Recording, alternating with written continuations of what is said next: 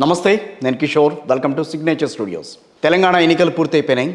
ఇంకా ఆంధ్రప్రదేశ్ ఎన్నికలు, పార్లమెంట్ ఎన్నికలు. ఆంధ్రప్రదేశ్ ఎన్నికలకు సంబంధించి ఫిబ్రవరిలో నోటిఫికేషన్ వస్తుందని భావిస్తున్నారు. ఫిబ్రవరి ఎండింగ్ కానీ మార్చికి కానీ ఎన్నికలు జరుగుతాయని అంటున్నారు. కానీ ఈ లోపల ఆంధ్రప్రదేశ్కి సంబంధించి రాజకీయాలను చూస్తే కనుక యువగళం పాదయాత్రను పూర్తి చేసుకున్నారు నారా లోకేష్. ఈ రోజున దానికి సంబంధించి ఒక బహిరంగ సభ ఏర్పాటు చేసింది తెలుగుదేశం పార్టీ. ఆ బహిరంగ సభకి పవన్ కళ్యాణ్ కూడా హాజరు కాబోతున్నారు. సో అది మొత్తం విశాఖపట్నంలో జరగబోతోంది ఇది. సో అసలు యువగళం పాదయాత్ర ఏ రకంగా జరిగింది, అదేవిధంగా ఇటు పక్కన అధికార వైఎస్ఆర్ కాంగ్రెస్ పార్టీలో ప్రస్తుతం సీట్ల లొల్లి అయితే ప్రస్తుతం జరుగుతోంది. సో కొంతమందికి మాత్రమే సీట్లు కేటాయిస్తాం, సో మిగతా వాళ్ళంతా కూడా కొత్త వాళ్ళు వస్తారు, వాళ్ళ ప్లేసులు మార్పులు అనేవి కూడా జరుగుతాయని చెప్పి ముఖ్యమంత్రి వైఎస్ జగన్మోహన్ రెడ్డి వాళ్ళందరికీ కూడా దిశానిర్దేశం చేస్తున్నారు, క్లాసులు కూడా తీసుకుంటున్నారు. సో ఈ నేపథ్యంలో ఆంధ్రప్రదేశ్ రాజకీయాలు ఏ రకంగా ఉండబోతున్నాయి, ఫిబ్రవరి ఎన్నికలకు ఎంతవరకు సమాయత్తం కాబోతున్నాయి అధికార ప్రతిపక్షాలు, దాని గురించి మనతో మాట్లాడేందుకు పొలిటికల్ అనలిస్ట్ చింతా రాజశేఖరరావు గారు ఉన్నారు. ఆయనతో మాట్లాడదాం. నమస్తే అండి రాజశేఖర్ గారు. తెలంగాణ ఎన్నికలు పూర్తయినాయి. సో ఒకళ్ళు ఒకటి అనుకున్నారు, ఇంకోటి అనుకున్నారు. మొత్తానికి ఇద్దరు కలిసి తీసుకెళ్లి కాంగ్రెస్ చేతిలో పెట్టారు. నేను కాంగ్రెస్ అని ముందే చెప్పాను. కాంగ్రెస్ 65 సీట్స్ వస్తాయని చెప్పాను, ఒకటి తగ్గింది మోరోలెస్. సో మీ అంచనాలు అయితే అక్కడ తెలంగాణలో సరిపోయినాయి. మరి ఆంధ్రప్రదేశ్కి అంచనాలు వైసీపీ రిపీట్ అవ్వచ్చు మోస్ట్లీ. ఎడ్జ్ ఉందని అంటున్నారు. వైసీపీ ఎడ్జ్లో కూడా ఏం లేదు, కంఫర్టబుల్ గానే.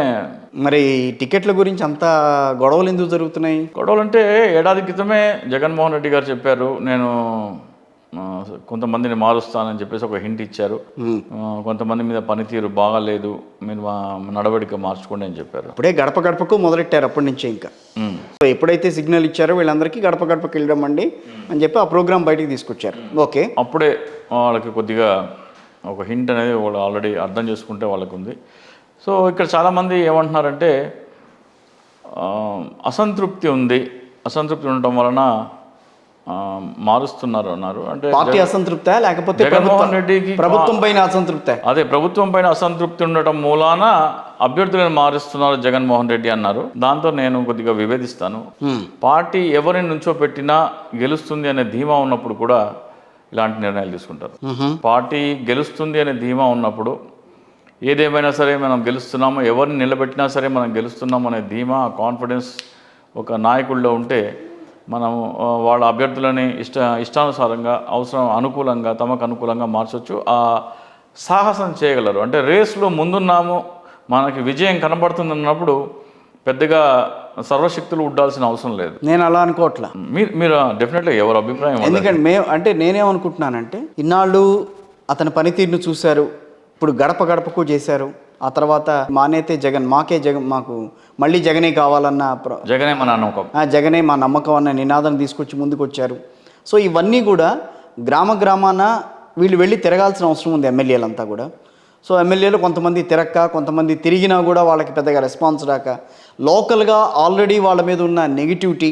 సో ఇవన్నీ కూడా ఇంటెలిజెన్స్ ద్వారా ఎట్లాగో ముఖ్యమంత్రి గారికి తెలుస్తూ ఉంటుంది కాబట్టి, సో ఎవరైతే నెగిటివిటీ ఎదుర్కొంటున్నారో, నెగిటివ్ ఇది ఉంది అని అనుకున్నారో ఆ ప్లేస్ని మాత్రం ఆయన చేంజ్ చేస్తున్నారు, కొత్త వాళ్ళని తీసుకొస్తున్నారు అని అంటున్నారు.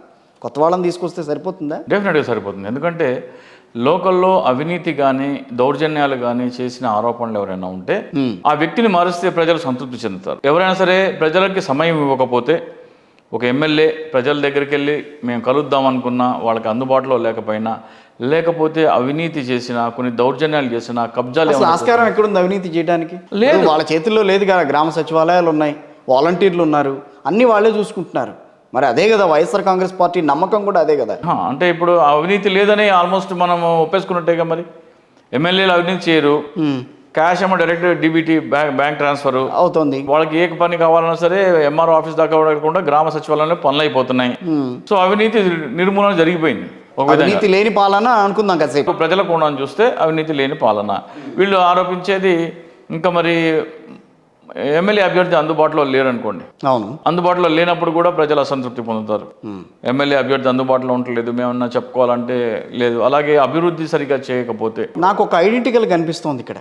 తెలంగాణ రాష్ట్రంలో ఎప్పుడైతే రేవంత్ రెడ్డి కాంగ్రెస్ పార్టీ అధికారంలోకి వచ్చిందో, వైఎస్ జగన్మోహన్ రెడ్డి గారి ఆలోచనలో కూడా కొంచెం తేడా వచ్చిందేమో అని అనిపిస్తోంది ముఖ్యమంత్రి గారి చేతి. ఎందుకనంటే ఇక్కడ బీఆర్ఎస్ 10 ఏళ్ల పాటు పాలన కొనసాగించిన తర్వాత ఎమ్మెల్యేల మీద కొంత అసంతృప్తి ఉంటే మార్చమని చెప్పి అడిగినా కూడా చంద్రశేఖరరావు గారు, కేసీఆర్ గారు మార్చలేకపోయారు. సో అది ఇంపాక్ట్ స్పష్టంగా కనిపించింది ఏమైందనేది. సో దీన్ని చూసి అక్కడ ఆ రకమైన జాగ్రత్త చర్యలు తీసుకుంటున్నారేమో అని అనిపిస్తోంది. ఒక సిట్టింగ్ ఎమ్మెల్యే 5 ఏళ్ళు ఉండగా అతన్ని మార్చి మళ్ళీ కొత్త వాళ్ళని తీసుకురావాలి, వాళ్ళ మీద ఎటువంటి వ్యతిరేకత లేకపోయినా అలాంటి ఆలోచన ఎందుకు చేస్తున్నారనేది ఇక్కడ పాయింట్. చెప్తున్నా కదా, ఎమ్మెల్యేల మీద పలు కారణాల చేత, అంటే స్థానికంగా దౌర్జన్యాలు చేయడం కానీ, లేకపోతే వేధింపులు కానీ, అంటే ఎవరైనా సరే వ్యాపారస్తుల మీద బలవంతపు వసూళ్లు కానీ, ఇందాక మీరు అవినీతి అంటే ఆ అవినీతే కాదు, వ్యాపారస్తులను ఉంటే వేధించడం కానీ, లేకపోతే ఎవరైనా సరే కొత్తగా ఏదైనా ఫ్యాక్టరీ పెట్టుకున్నా దాంట్లో మళ్ళీ ఏదైనా సరే నాకు వాటా కావాలని కాంట్రాక్టర్లను వేధించడం కానీ, ఇలాంటివన్నీ స్థానిక ఎమ్మెల్యే చేస్తుంటే ప్రజల్లో వ్యతిరేకత వస్తుంది. ముఖ్యంగా ప్రజా సమస్యల కోసం అందుబాటులో ఉండకపోవటం, ఇవన్నీ ఆ స్థానిక ఎమ్మెల్యే మీద వ్యతిరేకత వచ్చిన నేపథ్యంలో ఉంటే కనుక ఆ అభ్యర్థిని మారిస్తే ప్రజలు ఆమోదిస్తారు, పార్టీకి ఉన్న అడ్వాంటేజ్కి ఇది యాడ్ అవుతుంది. సో అలాంటి నిర్ణయం ఎప్పుడు తీసుకోగలరంటే బొటాబొట్టిగా మెజారిటీ ఉంది, గెలవటం 50-50 ఛాన్సెస్ ఉన్నాయి, నెక్ అండ్ నెక్ ఫైట్ ఉంది అన్నప్పుడు అలాంటి రిస్క్ ఒక నాయకుడు తీసుకోడు. ఎవరిని నుంచోబెట్టినా నాకు ఓటేస్తారనే నమ్మకం ఉన్నప్పుడు అతను సాహసం చేయగలడు. నేను ఆ కోణంలో చూస్తున్నాను. జగన్మోహన్ రెడ్డి గారు come what may I will change అని అంటున్నారంటే that shows he's very confident. Already ఆయన గెలిచేశాను అనే ధీమాతో ఉన్నారు. ఎన్నికలు జరగటము, విజయం రావటం అనేది నామమాత్ర ప్రక్రియ అనేది జస్ట్ ఫార్మాలిటీ అనేది ఆయన దృష్టిలో అలా ఉంది.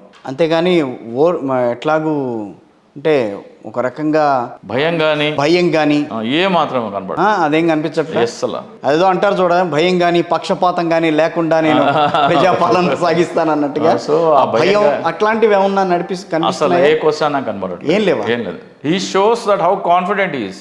80 మందిని దాకా అంటున్నారు, వార్తలు వస్తున్నాయి, 80 మంది దాకా మారుస్తాను, స్థానాలు మార్చడం కానీ అది కొత్త అభ్యర్థులు కానీ. అసలు మార్చాలన్న ఆలోచన ఎందుకు వచ్చింది? కారణం ఏమన్నా ప్రత్యేకంగా ఉందా? డెఫినెట్గా చెప్తున్నా, స్థానికంగా ఆయన మీద ఉన్న రిపోర్ట్లు, ఆ ప్రజల్లో ఆ నాయకుడి పట్ల ఉన్న వ్యతిరేకత ఏమన్నా ఉంటే కనుక ఖచ్చితంగా. ఇప్పుడు ఆర్కే గారు ఉన్నారు మంగళగిరి, ఆయన రాజీనామా చేశాడు. ఆయన ఎందుకు రాజీనామా చేశాడు అని అంటే చాలా మంది చెప్పేది ఏంటంటే రేపు లోకేష్ గెలుస్తాడు కాబట్టి ఎట్లాగూ అక్కడ ఆ పరాభవం తట్టుకోలేక ఆయన బయటకు వచ్చాడని కొంతమంది. లోకల్గా ఉన్న రాజకీయాలు ఆయనకి అగెనిస్ట్గా నడుస్తున్నాయి. ఆ పక్కన ఉన్న వాళ్ళే ఆయన మీద అగెనిస్ట్గా ఆయన మీద డైరెక్ట్గా అధిష్టానానికి ఫిర్యాదు చేస్తున్నారు. సో అది తట్టుకోలేక ఆయన మానేస్తున్నాడు అని చెప్పి కొంతమంది చెప్తున్నారు. పర్సనల్ రీజన్స్ అని కొంతమంది అని అంటున్నారు.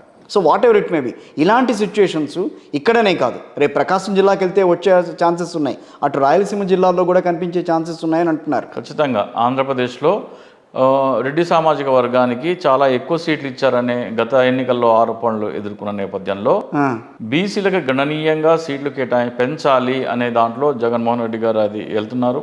సామాజిక వర్గాన్ని పరంగా అన్ని కులాలకి అసెంబ్లీలో ప్రాతినిధ్యం ఉండాలి, వాళ్ళ ప్రెజెన్స్ ఉండాలి అనే కోణంలో సామాజిక పరంగా అసెంబ్లీ రిప్రజెంట్ చేయాలి, అన్ని కులాలని అసెంబ్లీలో ఒక వాయిస్ ఉండాలి అనే కోణంలో వెళ్తున్నారు. కాబట్టి బీసీలకి గణనీయమైన సీట్లు ఇవ్వబోతున్నారని ఆయన మొదటి లిస్టు, సెకండ్ లిస్టు మనకు చెప్తున్నాయి. ఆ దిశగా ఆయన తన సొంత సామాజిక వర్గం అని తొలగించాలి. ఎక్కడెక్కడైతే బీసీలు బలంగా ఉన్నారో ఖచ్చితంగా అక్కడ రెడ్డిస్ని కానీ లేకపోతే ఓసీ కానీ తొలగించి బీసీకి అవకాశం ఇచ్చే ఛాన్సెస్ ఎక్కువ ఉన్నాయి.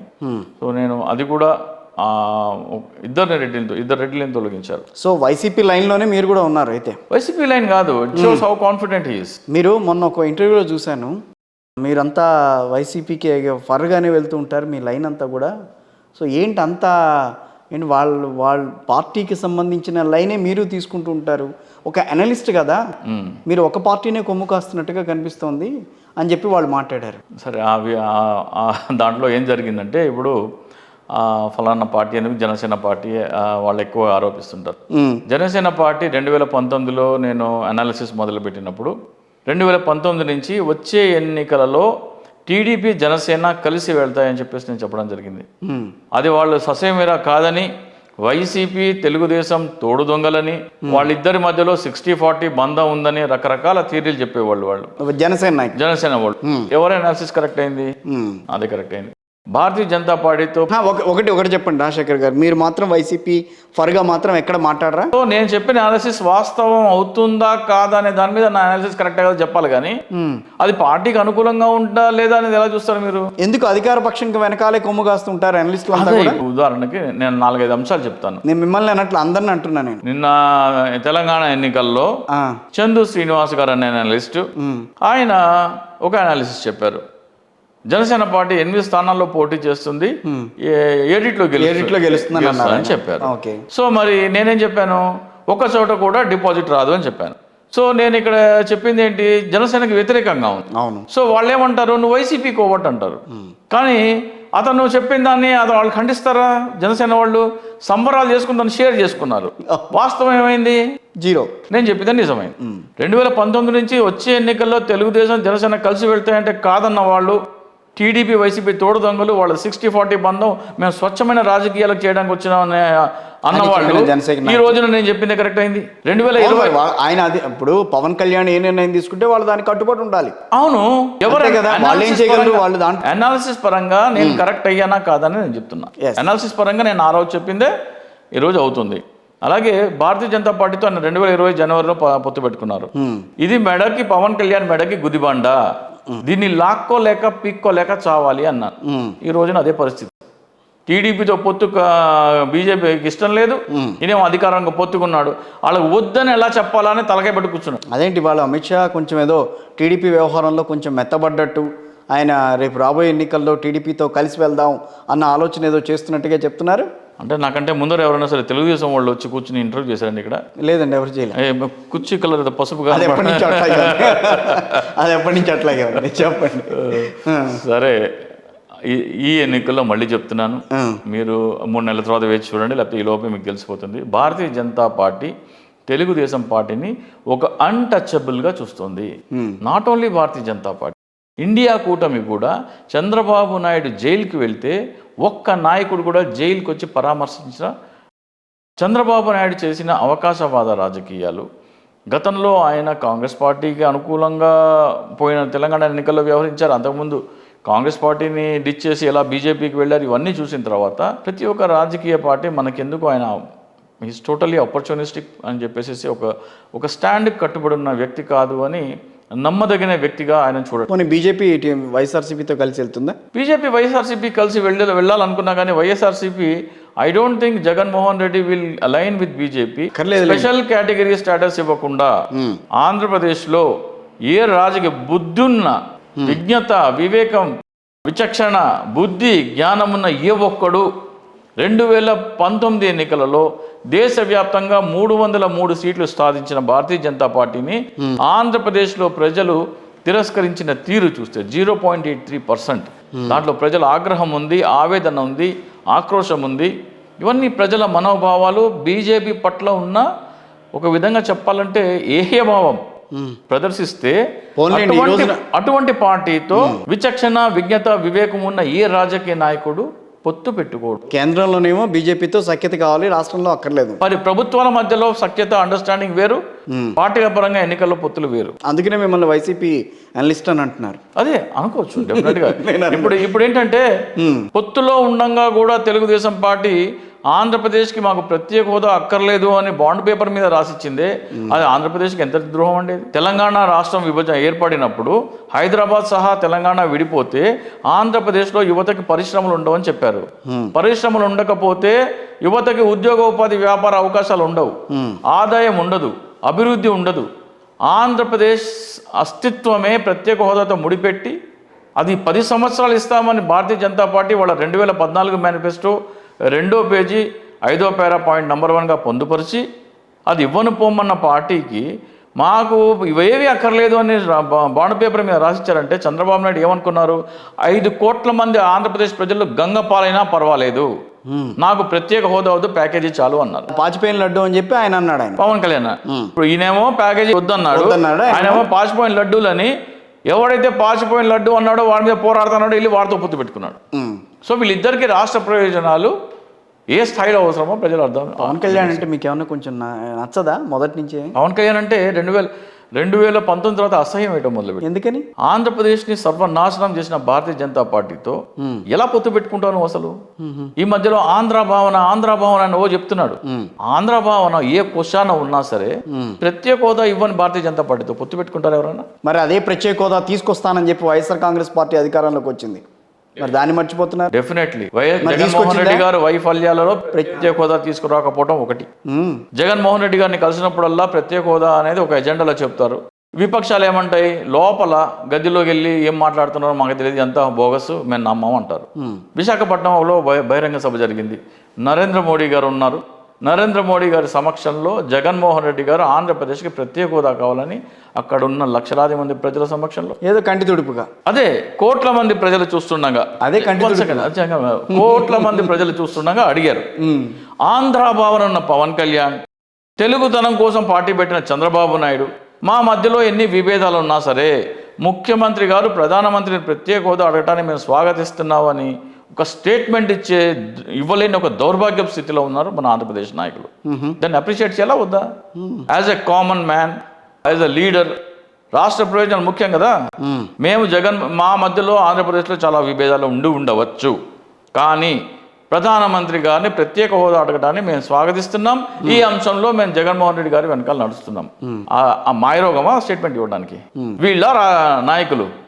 నాకు ఎందుకు జగన్మోహన్ రెడ్డి గారు అంటే అనుకూలంగా ఉంటుంది. ఇప్పుడు మా నాన్నగారు మమ్మల్ని స్కూల్లో చేర్పించినప్పుడు మాకు Hindi first language, English medium స్కూల్లో చేర్పించారు. కొద్దిగా మాకు కొద్దిగా కష్టం అయ్యేది హిందీ ఇదేంటి అని. మా వాళ్ళకేమో వేరే సబ్జెక్ట్స్లో ఎక్కువ మార్కులు వస్తుంటే మాకు తక్కువ వచ్చాయి, సెకండ్ క్లాస్ థర్డ్ క్లాస్ అట్లా. కానీ రాను మేము దాంట్లో ఎనలేని పట్టు సాధించాం.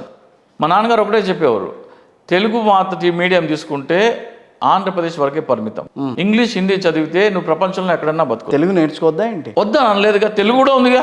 అవును, తెలుగు నీ మాతృభాష, నీకు ఆటోమేటిక్గా వస్తుంది, వెన్నతో పెట్టిన విద్య. అది నేర్చుకోవాల్సిన పని లేదు.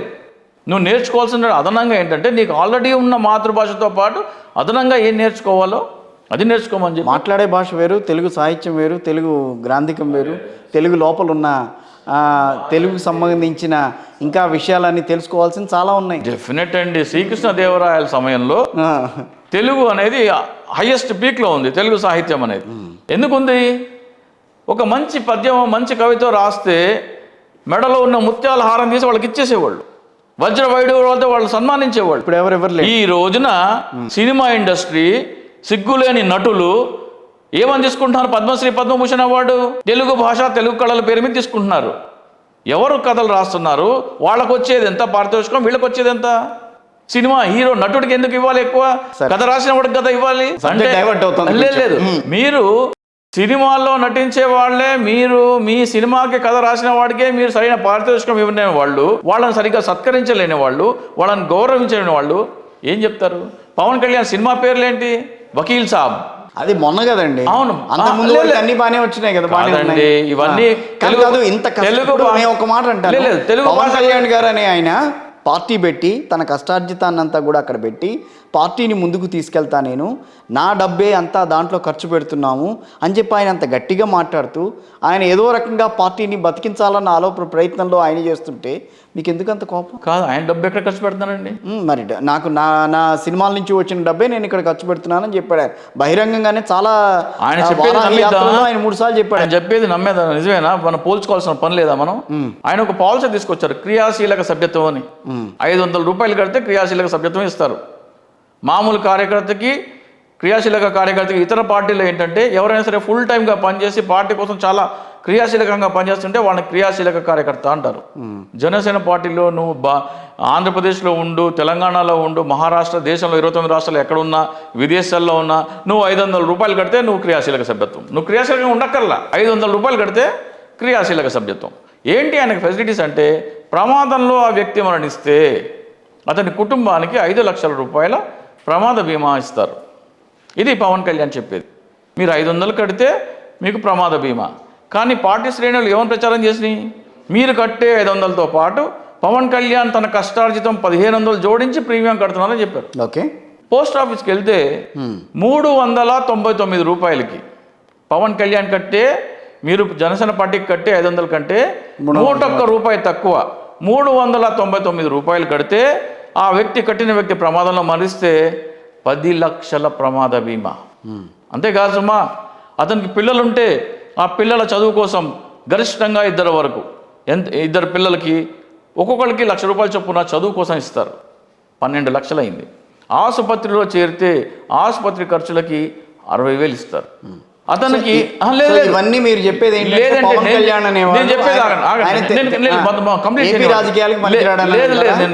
పవన్ కళ్యాణ్ సొంత కార్యకర్తలని జలగ పీల్చినట్టు వాళ్ళ కష్టార్జితం పీల్చి వాళ్ళని మోసం చేస్తున్నాడు.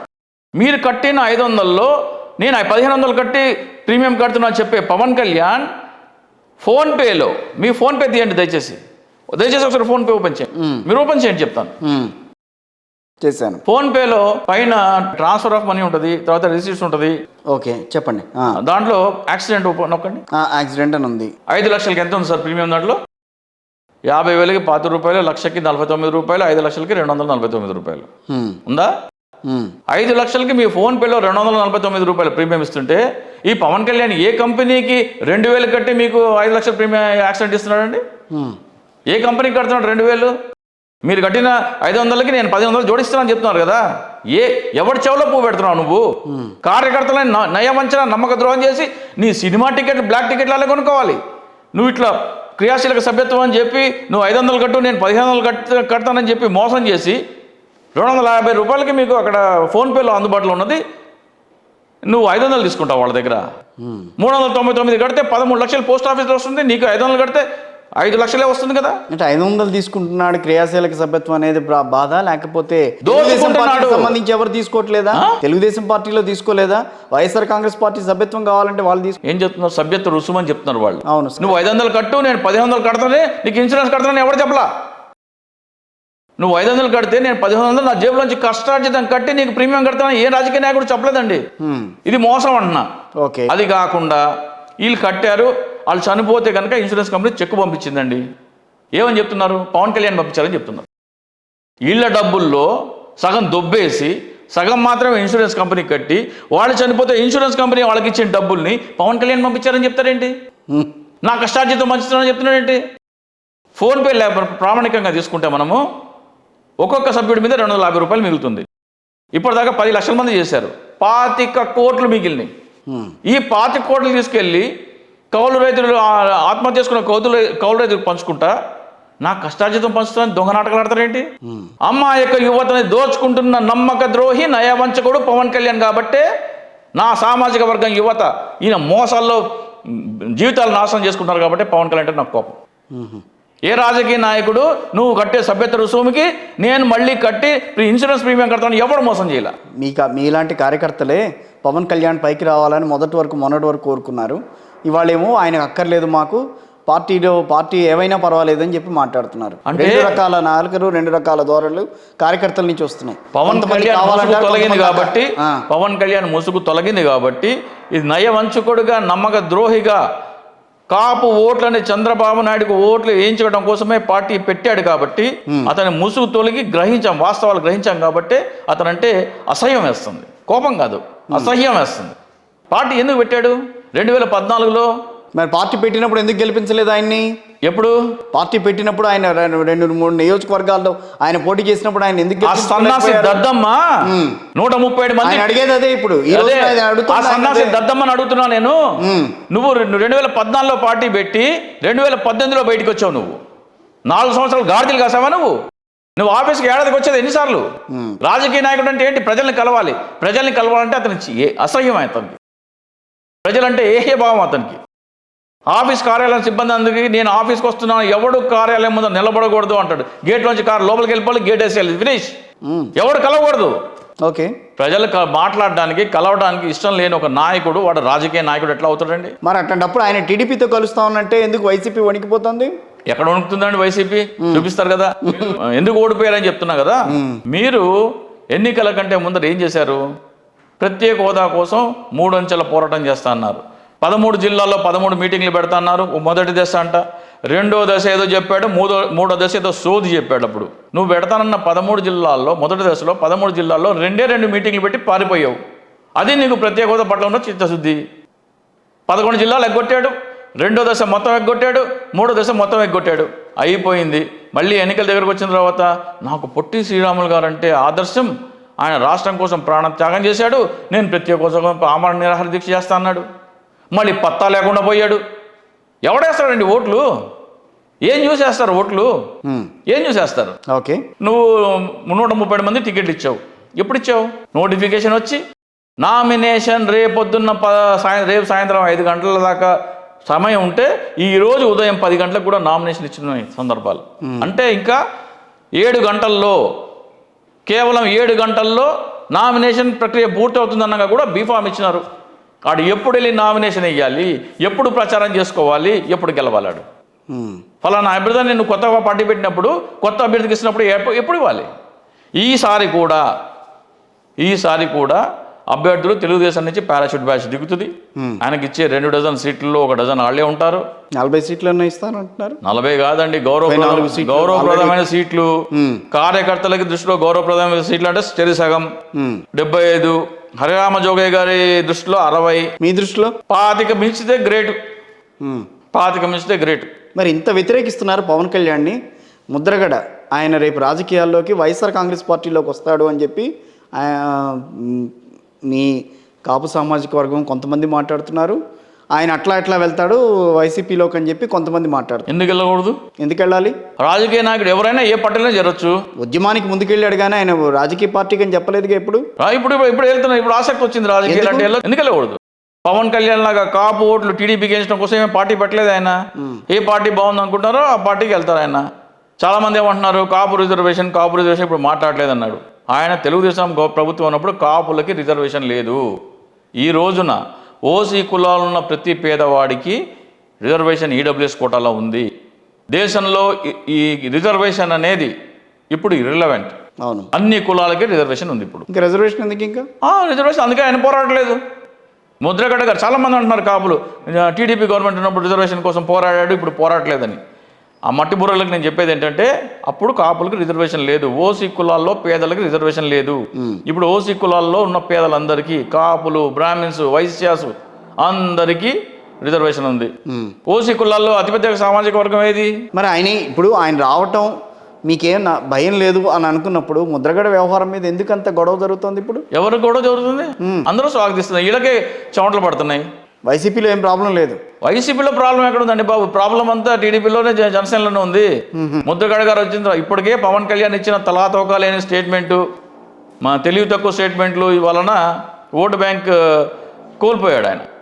ఏంటి, రాబోయే 10 సంవత్సరాల్లో మనము టీడీపీతో పొత్తుండాలి, తెలుగుదేశాన్ని విమర్శిస్తే వాళ్ళని వైసీపీ కోవట్టుగా చూస్తా. ఈయన పెద్ద టీడీపీ కోవట్టు కాబట్టి ఈయన పార్టీ పెట్టిందే టీడీపీకి. ఒక పక్కనేమో టీడీపీ కోవట్ అంటారు, టీడీపీ బీజేపీ కలవదని అంటారు. ఈయన వెళ్ళి పవన్ కళ్యాణ్ వెళ్ళి బీజేపీ నేతలతో సాక్షాత్తు ఇక్కడ తెలంగాణలో నరేంద్ర మోదీ గారితో పక్కన కూర్చుని ప్రచారం చేస్తేనేమో మీరు ఓకే. అది ఆ స్థాయిలో జరిగిన వ్యవహారం మాకు సంబంధం లేదని అంటారు. పవన్ కళ్యాణ్ అన్నిటికీ మీరే సమాధానం చెప్తారు. నేను ఇప్పుడు పవన్ కళ్యాణ్ ఏమన్నారు, నరేంద్ర మోడీ గారు నా ఆశయాలు నచ్చి ఆ జనసేన కండువా ఆయన మెడలో వేయించుకోమన్నారు, అది జనసేన స్టేటస్ అన్నారు. అలాగే పవన్ కళ్యాణ్కి వచ్చిన జనాదరణ చూసి మోడీ గారు ఆశ్చర్యపోయారు అన్నారు. పవన్ కళ్యాణ్కి వచ్చిన ఓట్లు చూసి మోడీ గారు మూర్చిపోయారంట, మొహం మీద నీళ్లు జల్లి మళ్ళీ లేపారంట. అలాగే పవన్ కళ్యాణ్ భావజాలం చూసి మోడీ గారు మెడలో కండువాయించుకున్నారని చెప్పారు కదా, అది భావజాలం కాదు, భావదారిద్ర్య బాబు అని అర్థమైందంట అప్పుడు ఎన్నికల్లో ఫలితాలు చూసిన తర్వాత. బర్రెలకు వచ్చిన ఓట్లు కూడా రాలేదు. మోడీ గారు ఇంకా షాక్లో తేరుకోవాలా. అంత జనం వచ్చారు, దాంట్లో 1% ఓట్లు వేసినా కానీ 50-60 వేలు ఓట్లు రావాలి కదా. అవును, మరి అంత ఎందుకు రాలేదు?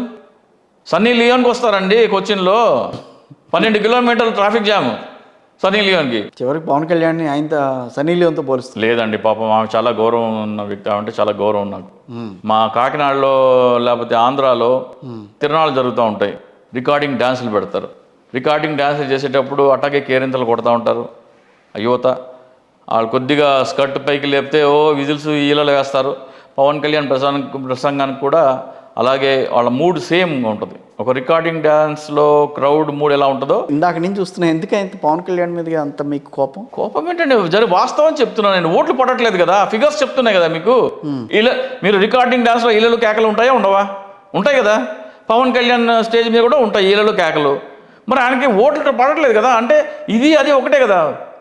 రికార్డింగ్ డాన్సులు చేసే వాళ్ళు కూడా ఎంటర్టైన్మెంట్ ఇస్తున్నారు, పవన్ కళ్యాణ్ కూడా ఎంటర్టైన్మెంట్ ఇస్తున్నారు అంతే. మళ్ళీ ఆయన అదే నియోజకవర్గాల్లో పోటీ చేస్తానంటున్నారు. ఏ నియోజకవర్గాల్లో? పిఠాపురం, లేకపోతే ఇంకోటి వైజాగ్, సో కొన్ని ఏవో ఇటు నర్సాపురం కానీ మళ్ళీ తీసుకుందామని. తీసుకోండి, జిల్లాకో నియోజకవర్గంలో పోటీ చేసి. ఇంతకుముందు నేను ఎక్కడికి వెళ్తే అక్కడి నుంచి పోటీ చేస్తానేవాడు. జిల్లాకో నియోజకవర్గం, ఇప్పుడు 26 జిల్లాలు ఉన్నాయి, 26 చోట్ల పోటీ చేయమండి, ఇబ్బంది ఏముంది? నో ఇబ్బంది లేదు. అంటే ఒకవైపు మీరు ముద్రగడనేమో వెనకేసుకొద్దామని ట్రై చేస్తారు, అదే కాపు సామాజిక వర్గానికి చెందిన పవన్ కళ్యాణ్ ఏమో మీరు పక్కన పోదు. పవన్ కళ్యాణ్ కాపు సామాజిక వర్గం కాదు రాసి పెట్టేస్తారు అట్లా. పవన్ కళ్యాణ్ కాపు సామాజిక వర్గం కాదు, చంద్రబాబు నాయుడుకి ఊడిగం చేసే ఒక ఆయన కాదనంటే మీరు చిరంజీవిని కూడా కాదనాల్సి వస్తుంది. పవన్ కళ్యాణ్ కాదు, ఆయన కాదంటే చిరంజీవిని కూడా కాదనాల్సి వస్తుంది. ఇప్పుడు అన్నదమ్ములు వాళ్ళని కాదనట్లా. మత మార్పిడి లాగా కుల మార్పిడి ఏమన్నా చేసుకున్నాడేమో మరి. ఇది నేను ఒప్పుకున్నది. ఎందుకు? ప్రజారాజ్యం అనేది 17 సీట్లు చూపించుకుందా, తానేంటో నిరూపించుకుంది. అవునండి. పవన్ కళ్యాణ్ ఆ రోజున కాపులకున్న ఐక్యత ఈ రోజున కాపులకు లేదనంటే అది పవన్ కళ్యాణ్ అసమర్థత ఎందుకు అవుతుంది? అది ముమ్మాటికి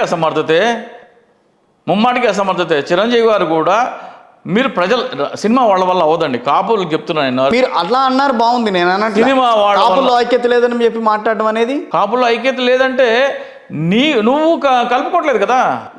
ఇప్పుడు ఏమంటాడు, నేను రెల్లి కులం అంటే నాకు ఇష్టం, రెల్లి కులం స్వీకరించాను అన్నాడు. ఇంకెక్కడ కాపు? స్వయాన పవన్ కళ్యాణ్ అన్నాడు కదా, నేను రెల్లి కులం స్వీకరించానని. కాపు ఎట్లా అవుతాడు? మత మార్పిడి లాగా కుల మార్పిడి చేసుకున్నాడు ఆయన. పోనీ రెల్లి కులానికైనా సరే రెల్లి కుల సంఘాల మీటింగ్కి ఎప్పుడైనా వెళ్ళాడా? ఎవడైనా సరే ఒక రెల్లి కుర్రోని హీరోగా పెట్టి సినిమా తీశాడా? కనీసం ఒక నిమిషం నిడిగి ఉన్న పాత్ర ఇచ్చాడా? నేను రెల్లి కులం అంటే ఈలలో కేకలు కావాలి పవన్ కళ్యాణ్, అది ఈలలో కేక. సరే, మీకు పవన్ కళ్యాణ్ అంటే నచ్చదు, వైసీపీనే నచ్చుతుంది.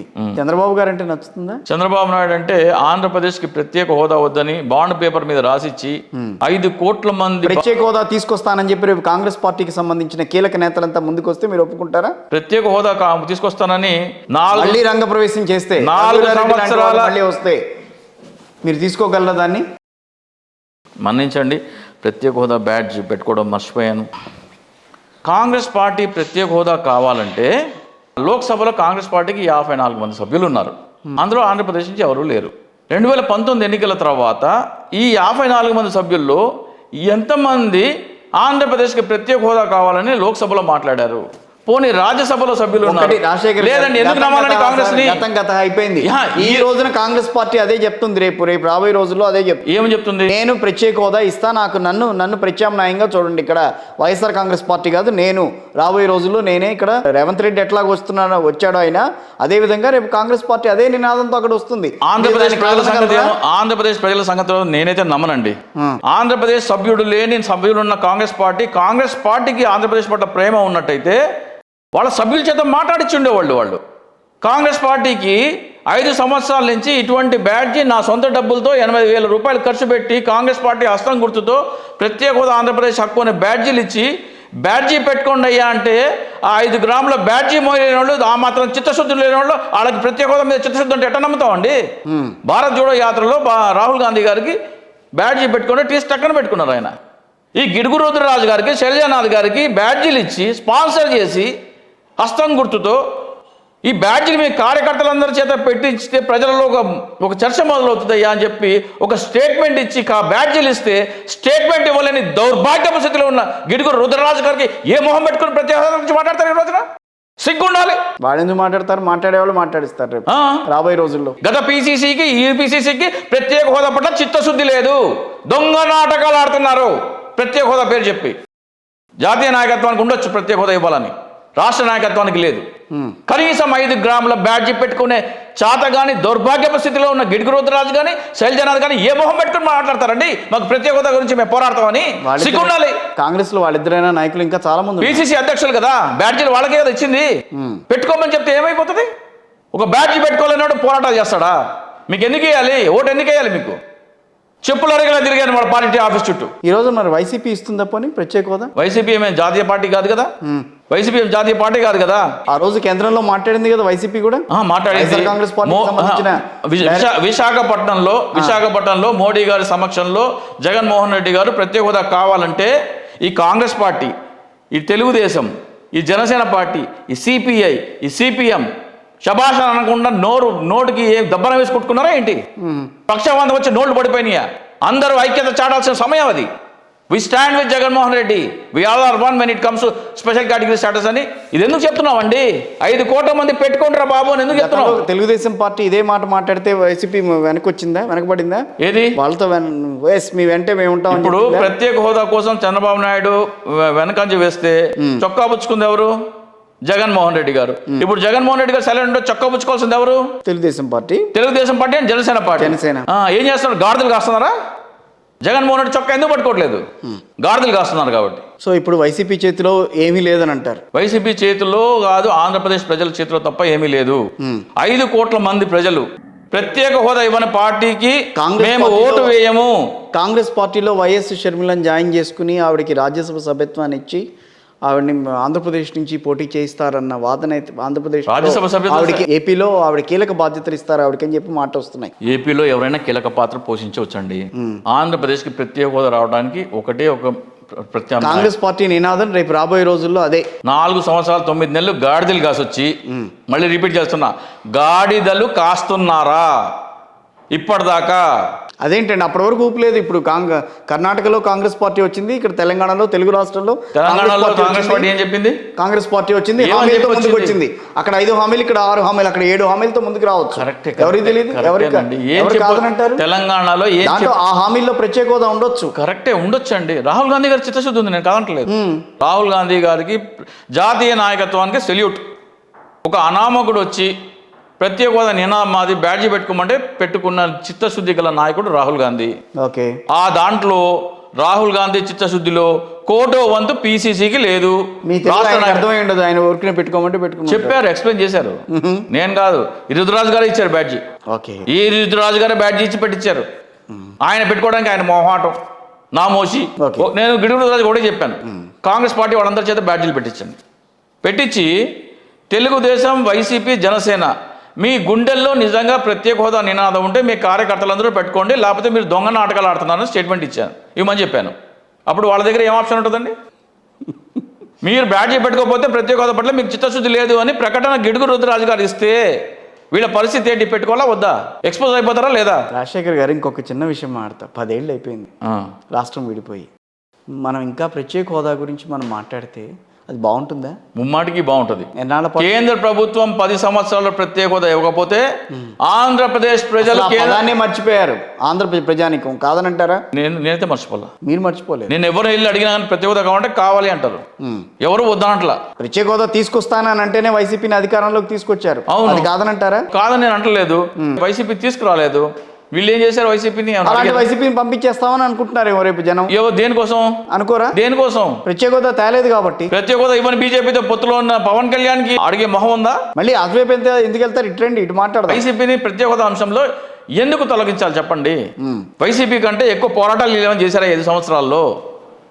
వైసీపీ కనీసం మోడీ గారిని బహిరంగ సభలో అడిగారు కదా. 24 ఒక్కసారి 5 ఏళ్లలో ఒక్కసారి అంటే అందరు చూస్తున్నాం కదా, లోపల కలిసినప్పుడల్లా అడుగుతున్నా అని చెప్తున్నారు. నమ్మట్లేదు కాబట్టి బహిరంగంగా అడిగింది చెప్తున్నారు. 23 మంది ఎంపీలు ఉన్నారు చేతిలో. 22 పోనీ 22, ఒకటి తగ్గిద్దా? ఓకే, 22 మంది ఉన్నారు. 22 మంది ఎంపీలు ప్రతి సభలో టీడీపీకి చెందిన ఎంపీలు, రాజ్యసభకు చెందిన ఎంపీలు ఫస్ట్ క్వశ్చన్ అదే అడుగుతారు, ప్రత్యేక హోదా కావాలి అని. ప్రభుత్వమే కుదరదు అని చెప్తుంది. ప్రతి సభలో ప్రస్తావన అయితే ఉంది. కుదరదని చెప్తే అయిపోయేది, అక్కడ చాప్టర్ క్లోజ్ కాదు కదా. అది మరి ఏం చెయ్యాలి? దానికి తగ్గట్టుగా ఇప్పుడు గతంలో వైసీపీ ఏమడిగింది, టీడీపీ గవర్నమెంట్ ఉన్నప్పుడు ఏమడిగింది, మీరంతా మూకుమ్మడిగా రాజీనామా చేయండి, తీసుకెళ్ళి అక్కడ మేము అదే మాట అన్నారు కదా. ఇప్పుడు మీరు కూడా చేయండి, రాజీనామా చేసి రండి అని చెప్పారు. అవదండి. ఏ నాయకుడైనా టీడీపీదేమో వాళ్ళ వల్ల అయితే అవుతుంది, వైసీపీ వాళ్ళు అవదని అంటారా? కాదు, జగన్మోహన్ రెడ్డి పీక పట్టుకున్నాడు చంద్రబాబు నాయుడుది. చంద్రబాబు నాయుడు పీక ఎక్కడ పట్టుకున్నాడు? ఆయన పీక పట్టుకోవాలి, తీసుకెళ్లి జైల్లో వేశారు. ఎప్పుడు? మొన్న కదా. మొన్న. ఇప్పుడు ఆంధ్రప్రదేశ్లో ఉన్న రాజకీయ నాయకులందరూ, ఏ నాయకుడైనా సరే, ఒక్క నాయకుడు ఎవరైనా సరే, కేంద్ర ప్రభుత్వం మాకు చెల్లించాల్సిన 10 సంవత్సరాల ప్రత్యేక హోదా ఇవ్వకపోతే ఆంధ్రప్రదేశ్ ప్రజలు కేంద్ర ప్రభుత్వాన్ని చెల్లించాల్సిన పన్నులు చెల్లించరు అనే దమ్మున్న నాయకుడు ఎవరైనా ఒక మాట్లాడితే వాడి పట్ల ప్రజలు చూస్తారు. ఇవాళకి ఎవరు లేరు అక్కడ అట్లాంటి వాడు. ఈ రోజు వరకు లేరు. మీరు చెప్పే రుద్రరాజు కూడా ఏడాది క్రితం చెప్పే ఈ సంగతి. నువ్వు స్టేట్మెంట్ ఇవ్వయా, నువ్వు స్టేట్మెంట్ ఇవ్వి. ముందుగా national highway authority of India 1 October నుంచి ఎవరు టోల్ ట్యాక్స్ కట్టడం ఆపేసేయండి, ప్రతి ఒక్కరు ఇస్తేనే కడతాం, లేకపోతే కట్టమనండి. పరిగెత్తుకొస్తారు కేంద్ర ప్రభుత్వం. 5 కోట్ల మంది ప్రత్యేక హోదా ఇవ్వకపోతే మేము కేంద్ర ప్రభుత్వానికి పన్నులు చెల్లించమని ఎలా చెప్పాలి? రోడ్లకి ధర్నాలు చేయగల ఇట్లాంటి బ్యాడ్జీ పెట్టుకున్న వల్ల కేంద్ర ప్రభుత్వం పన్నులు కట్టడం నువ్వు ప్రత్యేక హోదా విశాఖ ఉక్కు వదులుకోవటానికే అందరూ అక్కడ కాముగా కూర్చుని ఉన్నారు విశాఖ వ్యవహారాన్ని. మీరు ఇంకా ప్రత్యేక హోదా గురించి మాట్లాడుతున్నారు. విశాఖ ఉక్కు వల్ల ఎంతమందికి నష్టం, ప్రత్యేక హోదా వల్ల ఎంతమందికి నష్టం చెప్పండి, మీరు చెప్పండి. ఏదైనా సాధించుకున్నదే కదా విశాఖ ఉక్కు. సాధించుకున్న ఒకే, కానీ రాష్ట్ర భవిష్యత్తుకి ప్రత్యేక హోదా ఎన్ని తరాలకి ఎంతమందికి దోహదపడుతుంది, విశాఖ ఉక్కు ఎంతమందికి దోహదపడుతుంది? అఫ్కోర్స్ దాంట్లో సెంటిమెంట్ ఉంది, కాదని అనట్లేదు. కానీ ప్రత్యేక హోదా, విశాఖ ఉక్కు దయచేసి పక్కన పెట్టి చూడకండి. ఒకటి హిమాలయ పర్వతం అంత ప్రయోజనాలు ఇస్తే, ఒకటి ఆవగించంత. దాన్ని తక్కువ చేసి మాట్లాడకండి. ప్రత్యేక హోదా ఈ పార్టీకి నా సామాన్యంగా సింగపూర్ అయిపోయింది ఆంధ్రప్రదేశ్ ముందే సాధించుకున్నట్టయితే. 7 మండలాలు కలపకపోతే రాష్ట్రం సాధించుకుని బాగుపడింది పోని చెప్పండి. ఏది? ఏ రాష్ట్రం సాధించుకుని ప్రత్యేక హోదా సాధించుకుని బాగుపడింది? ఆంధ్రప్రదేశ్. అన్ని రాష్ట్రాలను విడదీశారు కదా. ఛత్తీస్గఢ్ లాంటి రాష్ట్రం విడదీశారు, ఉత్తరాఖండ్, ఉత్తరాంచల్, పూర్వాంచల్, ఆ రాష్ట్రాలకు ప్రత్యేక హోదా ఇచ్చిందా బీజేపీ గవర్నమెంట్? లేదు కదా. అసలు ఆంధ్రప్రదేశ్ ప్రత్యేక హోదా ఎందుకు ఇస్తున్నారండి? ఎందుకు ఇస్తున్నారు? ఉద్యోగ ఉపాధి వ్యాపార అవకాశాలు డెవలప్మెంట్ అంతా హైదరాబాద్లో ఉండిపోయింది కాబట్టి, ఈ డెవలప్మెంట్ అంతా ఒక రాష్ట్రానికి వెళ్ళిపోయింది కాబట్టి, తెలంగాణతో సమాంతరంగా అభివృద్ధి చెందాలంటే అక్కడ పరిశ్రమలు రావాలంటే పారిశ్రామికవేత్తలకు ఏదైనా ఆశ చూపించాలి, వాళ్ళకి అక్కడ ట్యాక్స్ ఇన్సెంటివ్స్ ఉంటాయి అని చెప్తే అక్కడ వచ్చి వాళ్ళు పరిశ్రమలు పెడతారు. కాబట్టి అక్కడ ప్రత్యేక హోదా ఇస్తున్నారు. అదొక ఇన్సూరెన్స్ క్లెయిమ్ లాంటిది. ఉదాహరణకి ఒక ఫ్యాక్టరీ ఉంది, ఆ ఫ్యాక్టరీ 10 కోట్లు పెట్టి ఇన్సూరెన్స్ చేసుకున్నాడు, ఆ ఫ్యాక్టరీ తగలడిపోయింది. ఆడేం చేశాడు? వాళ్ళ చుట్టాలు గిట్టాలు అందరి దగ్గర కోట్ల రూపాయలు ఇచ్చి అందరూ 10 కోట్లు పోగేసి ఆయనకి ఇచ్చారు, మళ్ళీ ఓపెన్ చేసి నడపరా అని. మీ చుట్టాలందరూ నీకు డబ్బులు ఇచ్చారు కదా, నీ ఫ్యాక్టరీకి 10 కోట్లు వచ్చేసినాయి కదా, నేను ఎందుకు ఇవ్వాలని ఇన్సూరెన్స్ క్లెయిమ్ వాళ్ళంటే చెప్పు తీసుకుని కొడతారు. ప్రత్యేక హోదా కూడా ఆంధ్రప్రదేశ్కి ఇస్తానన్న నష్టపరిహారం. అది ఉపాధి డెవలప్మెంట్ అంతా తెలంగాణలో ఉండిపోయింది కాబట్టి ఆంధ్రప్రదేశ్ని తెలంగాణతో సమాంతరంగా తీసుకురావడానికి ఇస్తానన్న నష్టపరిహారం, ఒక ఇన్సూరెన్స్ క్లెయిమ్ లాంటిది అది. ఇలా మాట్లాడేవాడు లేడు, దౌర్భాగ్యం కొద్ది. సో 10 ఏళ్ళు అయిపోయింది. 10 ఏళ్ళు కాదండి, ప్రజలు తలుచుకుంటే ఈ ఎన్నికల లోపల వస్తుంది. టోల్ ట్యాక్స్ కట్టడం ఆపేమనండి. ప్రత్యేక హోదా ఇవ్వకపోతే నేను టోల్ ట్యాక్స్ కట్టను అని ప్రజలందరూ ఒకే మాట మీద ఉండి బండి తీసుకెళ్ళి టోల్ గేట్లో పెట్టమనండి. ఎంతసేపు ఆపుతారు గేటు? గంట, 2 గంటలు, 5 గంటలు, ఒక పూట. అంత టైం ఉందా ప్రజలకి ఈ రోజున? ఆ టైం వెచ్చించారు కాబట్టి తెలంగాణ వచ్చింది. ఆ టైం వెచ్చించకుండా మాకు సినిమాలు చూసే టైం ఉంది, ఆడియో ఫంక్షన్లు చూసే టైం ఉంది, టీవీ సీరియళ్ళు చూసే టైం ఉంది, కానీ దీనికి టైం లేదు కాబట్టి ఆంధ్రప్రదేశ్ దౌర్భాగ్యం ఎట్లా ఉంది. మారుస్తామని అన్నారు కదా వైసీపీ మొత్తం అంతా. అసలు ఆంధ్రప్రదేశ్ వైసీపీ అయినా సరే, చంద్రబాబు నాయుడు అయినా సరే, పరిశ్రమలు తీసుకువస్తే అది రాష్ట్ర నాయకుల కష్టార్జితము. మాకు హక్కుగా రావాల్సింది అదనము, అది వేరు, అది ఇవ్వాల్సిందే. ఇప్పుడేంటి జగన్మోహన్ రెడ్డి గారు ఐటీ పరిశ్రమ తీసుకొచ్చేసారు, విశాఖపట్నం స్పీడ్గా అభివృద్ధి చెందుతుంది, లేదా చంద్రబాబు నాయుడు కియా తీసుకొచ్చారు, రేపొద్దున ఇంకా పరిశ్రమలు వచ్చేసాయి అనుకోండి, మీకు పరిశ్రమలు వస్తున్నాయి కదా, మేము ఎందుకు ఇవ్వాలంటే చొక్కా పట్టుకుని అరే బాబు మాకు రావాల్సిన ఇన్సూరెన్స్ పాలసీ ఇది. ప్రత్యేక హోదా అనేది ఆంధ్రప్రదేశ్కి నష్టపరిహారం, ఒక ఇన్సూరెన్స్ పాలసీ. మా కష్టార్జితం వేరు, మేము సంపాదించుకుంది వేరు, మీరు ఇవ్వాల్సింది మీరు ఇవ్వండి. సరే, ఈ ఎన్నికల్లో 2024 ఎన్నికల్లో ఆంధ్రప్రదేశ్లో ప్రత్యేక హోదా అనేది కీలకమైన అంశం కాబోతోందని చింతా రాజశేఖర్ గారు భావిస్తున్నారు. కావాలని ఆశిస్తున్నారు. ఇంతవరకు అయితే ఏ రాజకీయ నాయుడు మాట్లాడలా. ఎందుకని? కాళ్ళు పట్టుకుని వెళ్ళండి కానీ మాట్లాడలా. ఏంటంటే ఎన్నికలు అంటే ఏమైపోయిందంటే వ్యాపారం అయిపోయింది. టికెట్లు అమ్ముకోవడం, ఎన్నికల దగ్గర రాగానే ఎవరితో డబ్బులు ఇస్తాడో టికెట్లు అమ్ముకోవడం, వ్యాపారం కొన్ని పార్టీలకి. సో రాజశేఖర్ గారు వైసీపీకి అనుకూలం, వైసీపీకి అగైనిస్ట్ అని అనడానికి లేదు ఈ విషయంలో. ఏ విషయంలో కూడా ఈ పాయింట్లో నేను జగన్మోహన్ రెడ్డి కంటే ధీటుగా ప్రత్యేక హోదా గురించి ఎవరైనా సరే మాట్లాడింటే నేను వాళ్ళకి సెల్యూట్ చేసేవాడిని. నోటికి జిప్ లాక్ వేసుకున్నారు కదా, ఒకడైతే వెళ్ళి ఏకంగా సంఖ ఎక్కాడు, మోడీ సంఖ. ప్రజలందరూ చీత్కరించుకున్న పార్టీని, ప్రజలందరూ అసహించుకుని వెలివేసిన పార్టీని, ఆ పార్టీతో పొత్తెట్ట పెట్టుకుంటాడు? అసలు బుద్ధి జ్ఞానం ఉన్నోడు ఎవడో పెట్టుకోడు, సిగ్గు శరం ఉన్నోడు ఎవడో పెట్టుకోడు. ప్రజలు వెలివేసిన పార్టీతో పొత్తు అంటే ఏంటి? సిగ్గు శరం లేనోడే పెట్టుకుంటాడు. అంటే టీడీపీ, బీజేపీ, రేపు పవన్ కళ్యాణ్, బీజేపీతో ఎవడు పెట్టుకున్నా సరే పొత్తు, వాడికి ఆంధ్రప్రదేశ్లో ఏ నాయకుడు సరే బీజేపీతో పొత్తు పెట్టుకుంటే వాడికి సిగ్గు శరం లేదు. వాడికి అంత ద్రోహం చేసిన పార్టీతో పొత్తు పెట్టుకోవడం అంటే సిగ్గు శరం లేని వాళ్ళు. కన్న తల్లిని నడి బజార్ను అమ్మకానికి పెట్టే వాళ్ళతో సమానం. భారతీయ జనతా పార్టీతో పొత్తు పెట్టుకున్న నాయకుడు ఎవరైనా సరే ఆంధ్రప్రదేశ్కి ఇంతటి ద్రోహం చేసిన నాయకుడు సరే బీజేపీతో పొత్తు పెట్టుకున్నాడంటే వాడు కన్న తల్లిని నడి రోడ్డు మీద అమ్మకానికి పెట్టిన వాడు. ప్రాంతీయ పార్టీల్లో టీడీపీని నమ్మలేరు, వైసీపీ అధికారంలో ఉంది, పవన్ కళ్యాణ్ నమ్మలేరు. మరి ఎవరి వైపు వెళ్ళాలి? మళ్ళీ వైసీపీ వైపు వెళ్ళాలా జనం? ఇంకెవరి వైపు వెళ్ళాలి? కొన్ని వైసీపీ ఏమన్నా చేసిందని అనుకోవాలా, లేకపోతే ఏం చేయలేదు కాబట్టి ఇంకా మళ్ళీ ఇంకో అవకాశం ఇద్దామన్న ఆలోచనతో ప్రజలు వాళ్ళు చంద్రబాబు నాయుడు చేసిన దానికంటే 1000 రెట్లు ఎక్కువ చేసింది వైసీపీ రాష్ట్రానికి. అభివృద్ధి లేదంటున్నారు కదా, అరే సన్నాసి దద్దమ్మల్లారా, అభివృద్ధి లేదనే సన్నాసి దద్దమ్మల్లారా, ప్రత్యేక హోదా ఇస్తేనే అభివృద్ధి అని చెప్పారా బాబు. అది వద్దని రాసిచ్చినోడిని, అది ఇవ్వని పాటితో పొత్తు పెట్టుకున్నోడిని అడగండి ముందు. వాళ్ళకి డెవలప్మెంట్ అనే పదం ఉచ్చరించే అర్హత లేదు. మీ ఇంత వ్యతిరేకత ఉంది అని మీరు ఇంత గట్టిగా చెప్తున్నప్పుడు యువగళం లోకేష్ పాదయాత్రకి అంత స్పందన ఎక్కడొచ్చింది? రాలేదు. ఎక్కడి నుంచి వచ్చింది? ఎక్కడ వచ్చింది? రాలేదని మీరు చెప్తున్నారు. ఎక్కడి నుంచి వచ్చింది స్పందన? శూన్యం. స్పందన ఉండింటే ప్రతి 100 రోజులకు ఒక హామీ ఇచ్చుకుంటూ వెళ్ళాడు 100 కిలోమీటర్లకైనా. ఇప్పుడు వాళ్ళది పబ్లిసిటీ పార్టీ. పవన్ కళ్యాణ్ కూడా పబ్లిసిటీ పిచ్చున్నాడు.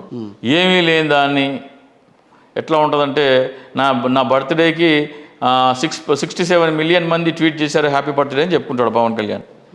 మన భారతదేశంలో ఉన్న అందరి ట్విట్టర్ అకౌంట్లు 17 మిలియన్. సో పబ్లిసిటీ చేసుకునే దాంట్లో ఏముంటుంది కానీ అక్కడ ఏం లేదు, సినిమా లేదు. ఏదో జరిగిందని చెప్పి మీరు మాత్రం పబ్లిసిటీ చేసుకోవట్లా ఆర్జీవీ చేత? ఏదో సినిమా తీయించుకుని ఆయన సినిమా తీస్తాడు. సినిమాకి ఫిక్షనల్ అని ఇస్తారు కదా సర్టిఫికేట్, సెన్సార్ సర్టిఫికేట్ ఏమిచ్చింది. ఈ సినిమాల్లో ఉన్న లక్ష్మీ ఎన్టీఆర్ కూడా తీసాడు, అట్లాగే తీసాడు ఆయన. అప్పుడు ఇది లక్ష్మీ ఎన్టీఆర్ అని చెప్పి ఆయన అప్పుడు అట్లాగే తీసాడు. ఈ పాత్రలకి సన్నివేశానికి ఇప్పుడు వ్యూహం ఒకటి కూడా కాదట, రెండోదేమో శపథంట. ఆయన సినిమాలు తీసుకుంటారు, ఏముంది. ఇప్పుడు వాళ్ళు ఎన్టీఆర్ నాయకుడు, మహానాయకుడు, కథానాయకుడు, మహానాయకుడు ఏదో తీశారు కదా, మరి వాళ్ళు కూడా తీసుకున్నారుగా, అది పబ్లిసిటీగా.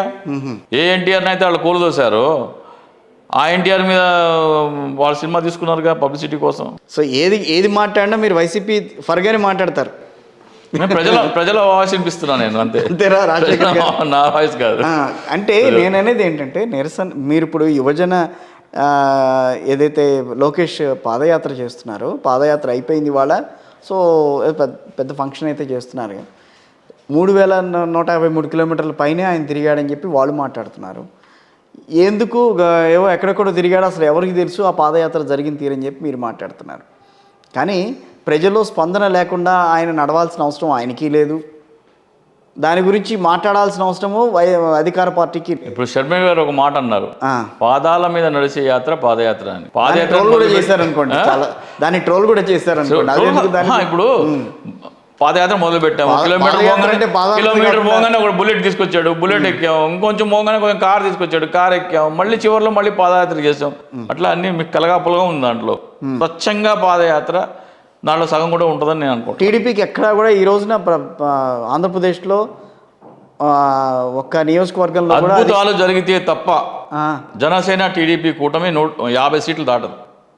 అద్భుతాలు జరిగితే తప్ప. నిన్ననే ఒక సర్వే ఒకటి సర్వే నేను కూడా సర్వే చేస్తాను. 140 150 ఇస్తాను, ఏముంది వైసీపీకి. నేను కాంగ్రెస్ పార్టీకి ఇస్తాను 175 సీట్లు. నాదేం మీకు సర్వే ఏ సర్వే కావాలి చెప్పండి. వైనాట్ 175 అని ముందుకు వెళ్తుందండి. కాంగ్రెస్ పార్టీకి ఇస్తానండి. వైఎస్ఆర్ కాంగ్రెస్ పార్టీ వైనాట్ 175 అని వెళ్తున్నారు, ముందుకు వెళ్తున్నారు. 175 వస్తాయని చెప్పి వాళ్ళంతా విశ్వాసంతో ఉన్నారు. ఈ రోజున బాడీ లాంగ్వేజ్లో కానీ, నిర్ణయాల్లో కానీ, స్పీచ్లో కానీ జగన్మోహన్ రెడ్డికి ఉన్న కాన్ఫిడెన్స్లో 1/4 వంతు చంద్రబాబు నాయుడు లేదు, 1,00,000 వంతు 1,00,000 వంతు పవన్ కళ్యాణ్కి లేదు. వాళ్ళకి ఎందుకు ఉండాలి? 5 ఏళ్ళు పాలించారు, దాంట్లో ఇన్కమెన్సీ ఉంటుంది, ప్రభుత్వ వ్యతిరేకత ఉంటుంది, మనకంటూ కొంత ఓట్ బ్యాంక్ ఉంటుంది, ఆ ఓట్ బ్యాంక్ మనకు కలిసి వస్తుంది కాబట్టి మనం గెలుస్తామని వాళ్ళు ధీమాగా ఉన్నారు. జగన్మోహన్ రెడ్డి గారు ఏమంటున్నారు, చంద్రబాబు నాయుడు అట్లా మోసం చేస్తాడు, ఇట్లా మోసం చేస్తాడు, పవన్ కళ్యాణ్ అది చేస్తాడు, ఇది చేస్తాడు అని చెప్పట్లా. మీకు మేలు జరిగితే ఓటేయండి, లేకపోతే లేదు, వేయి బాకండి అంటున్నారు. This the most confident ever statement by any politician. If you are happy with me, vote for me, otherwise don't vote for me. అలాంటప్పుడు ఇంకెందుకు అభ్యర్థుల్ని మార్చడం, ఇవన్నీ ఎందుకు? మార్చిన కాన్ఫిడెన్స్ చెప్తున్నా కదా, అభ్యర్థులకి నేను ఎవరిని నిల్చోబెట్టినా గెలుస్తారనే కాన్ఫిడెన్స్ ఉంది కాబట్టి అభ్యర్థులు మారుస్తున్నారు అంటున్నా. ఎవరిని నిల్చోబెట్టినా, ఎన్టీ రామారావు గారు ఒకప్పుడు కుక్కుని నిల్చోబెట్టినా కానీ గెలుస్తుందని చెప్పేవారు చూసారా? అవును, ఎన్టీ రామారావు గారు పార్టీ స్థాపించిన కొత్తలో ఆ మాట అన్నారు. So the same confidence, even more confident than NTR. ఆ రోజులో ఎన్టీఆర్ కాన్ఫిడెన్స్ కంటే 100 టైమ్స్ ఎక్కువ జగన్మోహన్ రెడ్డి గారిలో కాన్ఫిడెన్స్ కనబడుతుంది. అందుకే ఆయన అభ్యర్థులు మారుస్తుంది. అంటే ప్రభుత్వ వ్యతిరేకత అనేది ఎక్కడా కనిపించట్లేదు, మీకు కూడా కనిపించట్లేదా? యాజ్ అనలిస్ట్గా ఎక్కడ కనబడట్లేదు, ఎక్కడ కనిపించట్లేదు. ప్రభుత్వ వ్యతిరేకత ఉంటుంది. డెఫినెట్గా ప్రభుత్వ వ్యతిరేకత అనేది ఓటర్లో ఉంటుంది. కానీ ఇప్పుడు ప్యానం నుంచి పొయ్యిలో ఎవడు పడదాం అనుకుంటాడు? ప్యానం మీద ఉన్నాడా, ఏసీలో ఉన్నాడా, ఫ్యాన్ కింద ఉన్నాడా, సగం పడగానే ప్యానం నుంచి పొయ్యిలోకి ఎవడు పడదలుచుకోవాలా? చంద్రబాబు నాయుడిని 2004 తర్వాత ప్రజలు నమ్మటం మానేశారు. ఏ రకమైన కాన్ఫిడెన్స్ ఇక్కడ తెలంగాణలో కేసీఆర్ గారికి కూడా ఉండేది. కేసీఆర్ గారిది వేరండి. రేవంత్ రెడ్డి గెలిచారంటే కాంగ్రెస్ కాదు, అది మహిమ. ఆ చెమట రక్తం మొత్తం చిందించింది బండి సంజయ్. కేసీఆర్ మీద వ్యతిరేకత తీసుకొచ్చింది బండి సంజయ్. బండి సంజయ్ని తొలగించిన తర్వాత ఆ వ్యతిరేకత ఉన్న ఓటర్లు ఇటువైపు చూడాలో అర్థం కాక కాంగ్రెస్ వైపు వేశారు. రేవంత్ రెడ్డిని చూసి కాదు, రేవంత్ రెడ్డి కాంగ్రెస్ కాదు విజయం. బండి సంజయ్ ఉంటే హంగ్ వచ్చేది, మోస్ట్లీ ఆయన సీఎం అయ్యేవాడు. బీఆర్ఎస్ గత్యంతరం లేక బండి సంజయ్కి సపోర్ట్ చేసేవాడు. బండి సంజయ్ కనుక అధ్యక్షుడిగా ఉన్నట్టయితే బండి సంజయ్ బీజేపీ రాష్ట్ర అధ్యక్షుడిగా ఉండేటైతే ప్రమాణ స్వీకారం చేసేవారు ఆయన. కాంగ్రెస్కి ఇన్ని వచ్చేవాడు.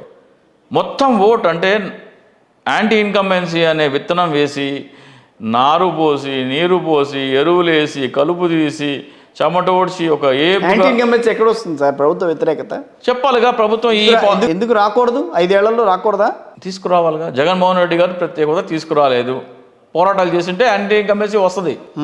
చేయట్లేదుగా. పక్కనేమో యాంటీ ఇన్కంబెన్సీ లేదని అంటారు. వ్యక్తుల్ని మార్చడంలో దానికి అది వేరు, ఆయన కాన్ఫిడెన్స్ అని అంటారు. మరి ఏ కారణం మీద ఈ రోజున టీడీపీ మేము అధికారంలోకి రాబోతున్నామని గట్టిగా చెప్పగలుగుతోంది? టీడీపీకి చెప్పుకోవడానికి ఏముందని చెప్పాను కదా.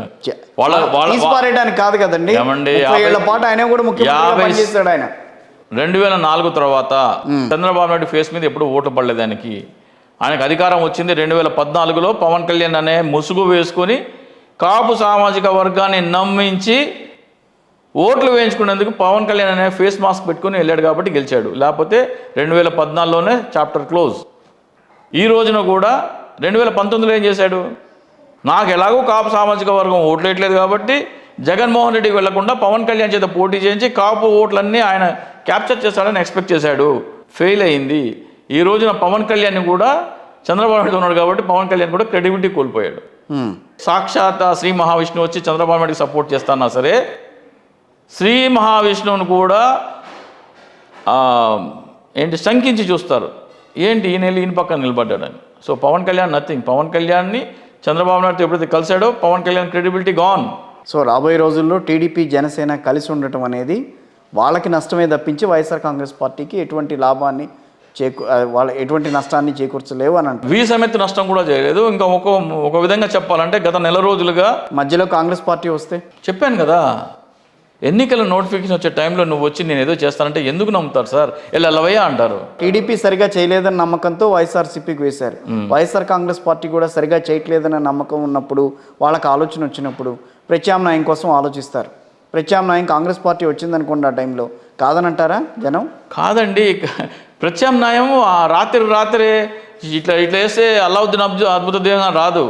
వాళ్ళు ఏం చేశారు? ప్రజలు కాంగ్రెస్ పొత్తు మీద వెళ్తాయండి. టీడీపీ కాంగ్రెస్ పొత్తు పెట్టుకుంటే మోడీ అక్కడ కర్ర కాల్చి బాధ పెడతాడు. అలా ఎలా అనుకుంటారు? చంద్రబాబు నాయుడు చేయమని స్టేట్మెంట్ 2019లో చేసింది అదే కదా. 2018 కాంగ్రెస్ లో ఏమైంది? తెలంగాణలో చేశారు 2018లో. ఫలితాలు ఏమొచ్చాయి? మొన్న ఛత్తీస్గఢ్, మధ్యప్రదేశ్, రాజస్థాన్ కనుక కాంగ్రెస్ గెలిచింటే ఈ పార్టీకే ప్రకటన వచ్చేసేది. సో ఎక్కడ వైఎస్ఆర్ కాంగ్రెస్ పార్టీకి తాము ఓడిపోతామన్న సంఖ్య అయితే లేదు ఎక్కడా కూడా. నల్లేరు మీద నడక. ఎన్నికలు 2024 ఎన్నికలు జగన్మోహన్ రెడ్డి గారికి నల్లేరు మీద నడక.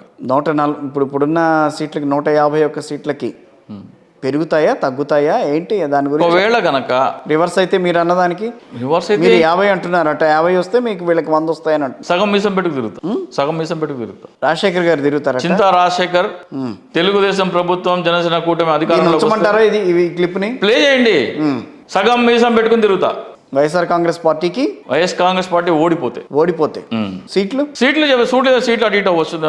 దానికి గెలవడం ఏముంది? ఇప్పుడు మొన్న 61కి 64 సీట్లు తెచ్చుకుని 60 మ్యాజిక్ ఫిగర్ అయితే 64 సీట్లు తెచ్చుకుని గవర్నమెంట్ ఏర్పాటు చేయడం అనేది పెద్ద సమస్య కాదు. 61 సీట్లతో కూడా ఇది వరకు బీఆర్ఎస్ ముందుకెళ్ళింది కదా.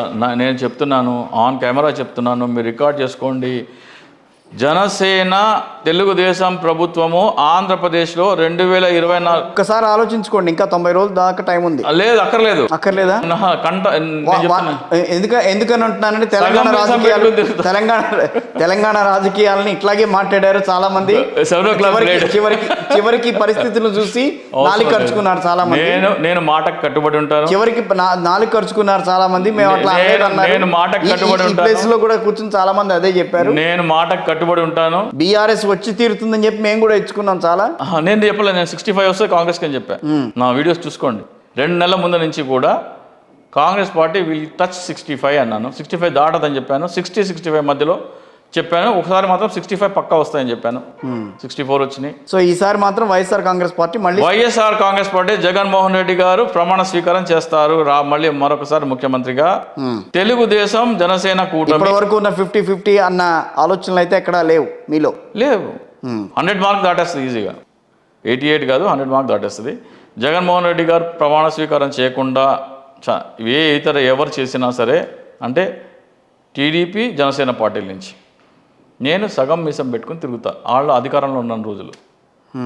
Not only once. అంత కాన్ఫిడెన్స్ ఏంటండి?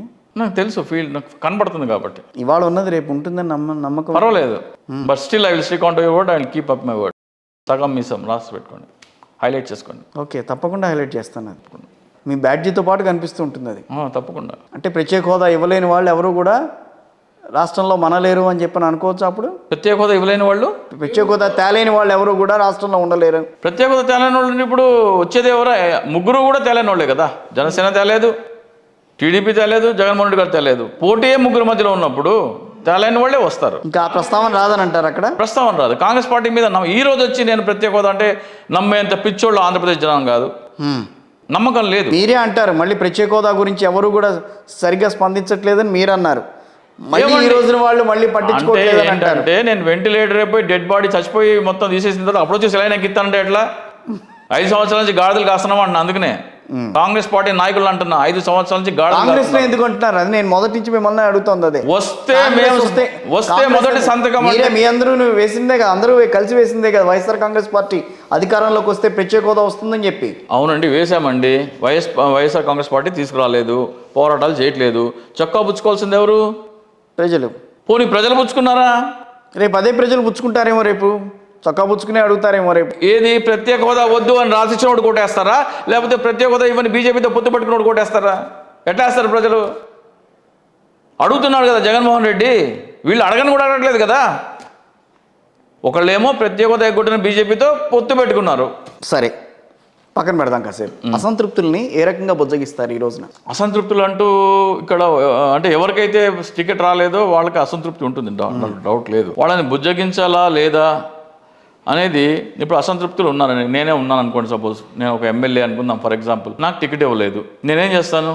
నాకు అసంతృప్తి ఉంది, తెలుగుదేశం దగ్గరికి వెళ్తాను. రెడ్డి సామాజిక వర్గంతో కుదరట్లేదు కాబట్టి ఈరోజు మళ్ళీ బీసీ నినాదం పైకి తీసుకొస్తాను. లేదు, సామాజిక సమతుల్యం పాటించడం కోసం తీసుకొస్తున్నాను. ఇది లాంగ్ పెండింగ్ అడ్రస్ చేయాల్సిన అవసరం ఇది. అసెంబ్లీ అంటే అన్ని కులాల ప్రాతినిధ్యం ఉండాలి కాబట్టి ఆ దిశగా జగన్మోహన్ రెడ్డి గారు అడుగులు వేస్తున్నారు. We should appreciate. నేను చెప్తున్నాను ఉదాహరణ. నేను జగన్మోహన్ రెడ్డి గారి ప్రభుత్వంలో ఒక ఎమ్మెల్యే అనుకుందాం ఫర్ ఎగ్జాంపుల్. నాకు టికెట్ ఇవ్వలేదు, నేనేం చేయాలి? నెక్స్ట్ తెలుగుదేశం దగ్గరికి వెళ్ళాలి. తెలుగుదేశం దగ్గరికి వెళ్తే వాళ్ళకి అభ్యర్థి ఒకటి ఉంటారుగా.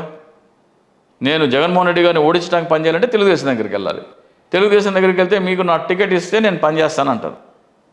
లేదు బాబు, మా దగ్గర అభ్యర్థి ఉన్నారు, నీకు టికెట్ లేదంటే నేను ఎందుకు పనిచేస్తాను? ఈ ప్రభుత్వం వస్తే కనీసం ఇక్కడ ఇంకో పోస్ట్ ఎమ్మెల్సీనో రాజ్యసభ లేకపోతే ఏదో కార్పొరేషన్ చైర్మన్ ఏదో ఒకటి దొరుకుతుంది కదా. అక్కడికి వెళ్తే అది లేదు కదా. టీడీపీకి వెళ్తే టికెట్ ఇచ్చారనుకోండి, అక్కడ ఉన్న అభ్యర్థి ఇక్కడికి వస్తాడు. మీరు ఎప్పుడు అటువంటి జాగ్రత్తలు పాటిస్తారంటే చాలా క్లోజ్ ఫైట్ ఉంది, గెలవటం కష్టంగా కనబడుతుంది. ఏమాత్రం తప్పటి అడుగేసినా సరే, ఈక్వేషన్ మారినా సరే ఓడిపోతామనే భయం ఉన్న నాయకుడు మాత్రమే జాగ్రత్తగా ఎవరిని కదపకుండా చూస్తారు. ఎవరిని నిలబెట్టినా గెలుస్తారు అనుకునే నాయకుడే కాన్ఫిడెంట్గా రిమూవ్ హిమ్ అంటారు. ఇవాళ డిసెంబర్ 20, నెక్స్ట్ జనవరి 20వ తారీఖున మళ్ళీ మీతో మాట్లాడతారు. తప్పకుండా. ఆ రోజు మీరన్న ఈ క్యాలిక్యులేషన్స్ అవి అప్పటికి ఇంకా కొనసాగుతాయేమో చూద్దాం. మీరు ఫిబ్రవరి 20, మార్చి 20 కూడా ఎన్నికలు అవ్వకపోవచ్చు నాకు తెలిసి.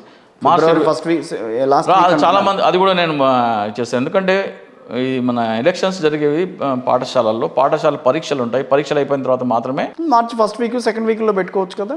మార్చ్ ఫస్ట్ వీక్ సెకండ్ వీక్లో బడ్జెట్ ఇది ఉంటుంది కదా. I don't think they will do it. ఎందుకంటే డెఫినెట్లీ కానీ ఎండల్లో చాలా ఈసారి ప్రీపోన్ చేయాలని చూశారు, కానీ మార్చ్ ఎండింగ్ ఏప్రిల్ ఫస్ట్ వీక్లో చేస్తారేమో. అంటే last time April 11 to May 13 వరకు ఎంతో చాలా ప్రొలాంగ్ అయింది.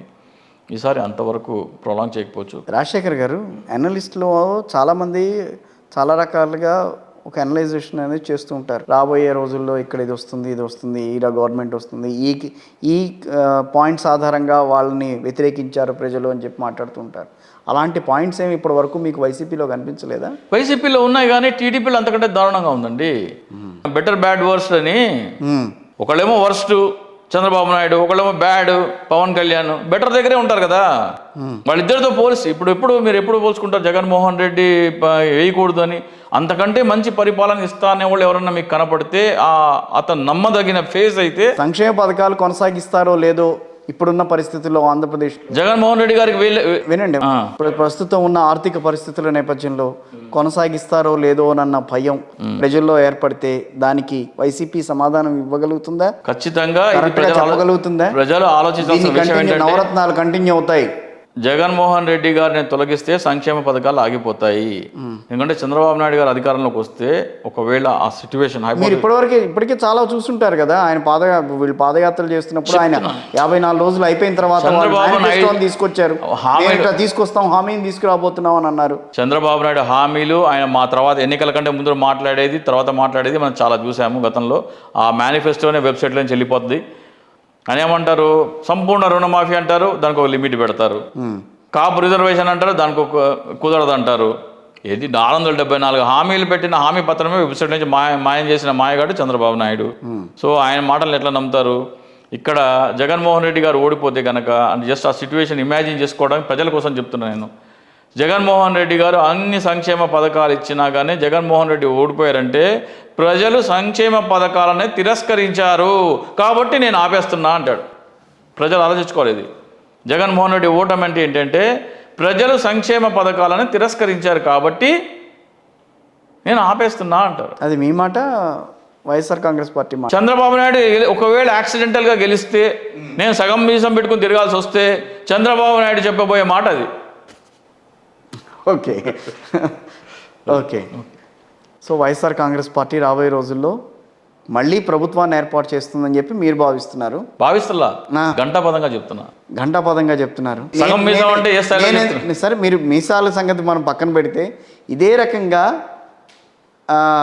ఎలక్షన్స్కి ముందు, తెలంగాణ ఎలక్షన్స్కి ముందు అందరు ఇట్లాగే చెప్పారు.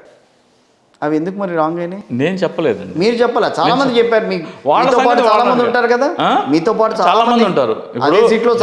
జనసేన పార్టీ తరఫున చందు శ్రీనివాస్ అనే analyst except Nagar Kurnool seat మొత్తం అన్ని సీట్లు గెలుస్తున్నాయని పేర్లతో సహా చెప్పాడు ఆయన. కూకట్పల్లి గెలిచేస్తున్నాం అన్నారు.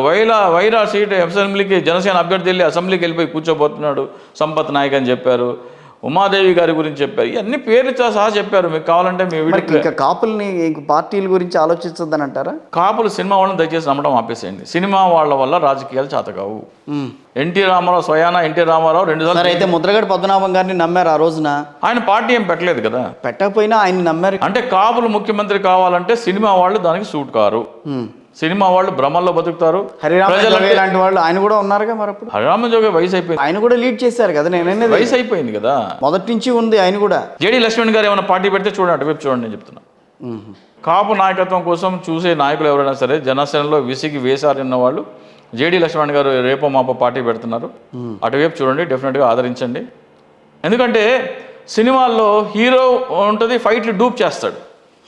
ఫైట్లు వచ్చేటప్పుడు కూడా డూప్ చేస్తారు. ఇట్లా రియల్ లైఫ్లో real IPS officer JD Lakshman అయితే పవన్ కళ్యాణ్ డూపుని నమ్ముకుని బతకండి, రియల్ క్యారెక్టర్ని చూసి బతకండి అని చెప్తున్నాను. రియల్ క్యారెక్టర్ ఇన్స్పిరేషన్ తీసుకుని రియల్ క్యారెక్టర్ని ఫాలో అవ్వండి. ఒక్కటే కాపులకి నచ్చింది ఒకటే, టీడీపీతో అంటకాగటమే కాపులకి నచ్చల పవన్ కళ్యాణ్ విషయాలు తెలిస్తే ఆయన ప్రజలను కలవటానికి ఇష్టపడని వ్యక్తి. ఆదికేశవ నాయుడు గారి మనవరాలు అనుకుంటా వెళ్తే పార్టీకి వెళ్తే కలవలేదు. ఆదికేశవ నాయుడు ఎంత పాపులారిటీ ఉన్న నాయకుడు. అతని మనవరాలు పార్టీలోకి వస్తానంటే పవన్ కళ్యాణ్ అపాయింట్మెంట్ ఇవ్వకపోవడం ఏంటి అంటే అతను రాజకీయాల పట్ల ఆయనకు చిత్తశుద్ధి ఏంటి? పార్టీని బలపడేవాడండి. పార్టీ బలపడడం పవన్ కళ్యాణ్కి ఇష్టం లేదు. జనసేన పార్టీ బలపడకూడదని పూజలు చేసి పునస్కారాలు చేసే వ్యక్తి ఎవరన్నా అంటే ఫస్ట్ వ్యక్తి పవన్ కళ్యాణ్. ఎన్నికల కంటే ముందర జేడీ లక్ష్మణ్ గారు, ఆర్ఎంఆర్ గారు, తోట చంద్రశేఖర్ గారు, చింతల పార్సాది గారు, ఆకుల సత్యనారాయణ గారు, మాదాసి గంగాధరం గారు వీళ్ళందరూ వచ్చారా? వీళ్ళందరినీ ఎలా పంపించేసారు అనుకుంటున్నారు? ఫోన్లు ఎత్తకపోవడం, ఆఫీస్కి వస్తే కుర్చీలు ఎంచుకోపోవడం, సమాధానాలు చెప్పకపోవడం, విసిగి వేసారి వెళ్ళిపోయారు వాళ్ళు. ఎందుకని? వాళ్ళు ఉంటే పార్టీ బలపడుతుంది. అంతకుముందు ఎందుకు చేర్చుకున్నారా అని మీరు అడగొచ్చు. కాపుల పార్టీ అని నమ్మించి, కాపులు ఎలాగో తెలుగుదేశానికి ఓటు వేయట్లేదు కాబట్టి జనసేన కాపుల పార్టీ అని నమ్మించి కాపుల చేత ఓట్లు వేయించుకుంటే కాపుల ఓట్లు వైసీపీకి వెళ్లకుండా ఉంటాయని కాబట్టి ఒక 20 మంది కాపు నాయకులను టకటక చేర్చుకున్నారు. కేవలం ఏం చేసినా పవన్ అలాంటి స్ట్రాటజీ రేపు ఎన్నికల్లో రాదా? 24 ఎన్నికల్లో అంత దాని అమ్మ మూడు స్ట్రాటజీ వచ్చినా కానీ పనిచేయదు. పవన్ కళ్యాణ్ ఉచ్ఛ్వాస నిశ్వాసాలు కూడా చంద్రబాబు నాయుడు కోసమే. శ్రీరాముడు సరే వద్దులేండి ఇంకా ఎందుకులేండి దేవుళ్ళతో అదే, ఎందుకంటే శ్రీరాముడికి హనుమంతుడు ఎంత ఇదో పవన్ కళ్యాణ్ అంటే ఇంత హనుమంతుడి స్టేచర్ పవన్ కళ్యాణ్కి ఇవ్వడం నాకు ఇష్టం లేదు. అలాగే శ్రీరాముడి స్టేచర్ నాకు చంద్రబాబు నాయుడు ఇవ్వడం కూడా నాకు ఇష్టం లేదు. అందుకనే పోల్చట్లేదు. అందుకనే మిమ్మల్ని ఫక్త్ వైసీపీ అని అంటారేమో అనొచ్చు. ఇప్పుడు నేను చెప్పేది నిజమవుతుందా లేదు చూడాలి. అనాలిసిస్ లో చింతా రాజశేఖర్ చెప్పింది నిజమా కాదా, అది జరుగుతుందా లేదా అనేది చూడండి. అంతే. నేను అనాలిసిస్ కరెక్టా కాదా అనేది చూడండి. మీకు నచ్చకపోతే వైసీపీ ఏదంటే అధికారంలో ఉన్న పార్టీకే ఎనలిస్టులు అంతా కూడా కొమ్ము కాస్తారు. ఎందుకని? అధికారం ఉన్న పార్టీకి కొమ్ము కాస్తా. మరి TV5లో మొన్నటిదాకా జడ శ్రవణ్, కొలికపూడి శ్రీనివాస్, అలాగే కుటుంబరావు గారు వీళ్ళందరూ మరి ప్రభుత్వానికి అనుకూలంగా ఉన్నారా? నన్ను ఎవరు అడిగారు మీరు ఎందుకు ఎప్పుడు వైసీపీకి అనలిస్ట్గా అనుకూలంగా మాట్లాడతారండి? మిగతా మీ టీవీ ఛానల్లో కూర్చుకునే వాళ్ళని వాళ్ళని అడగండి. మీరు ఎప్పుడు ఎందుకు తెలుగుదేశంకి అనుకూలంగా మాట్లాడతారు?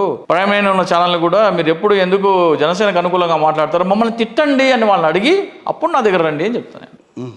టీవీ ఛానల్లే పార్టీల పరంగా మారిపోయినాయి.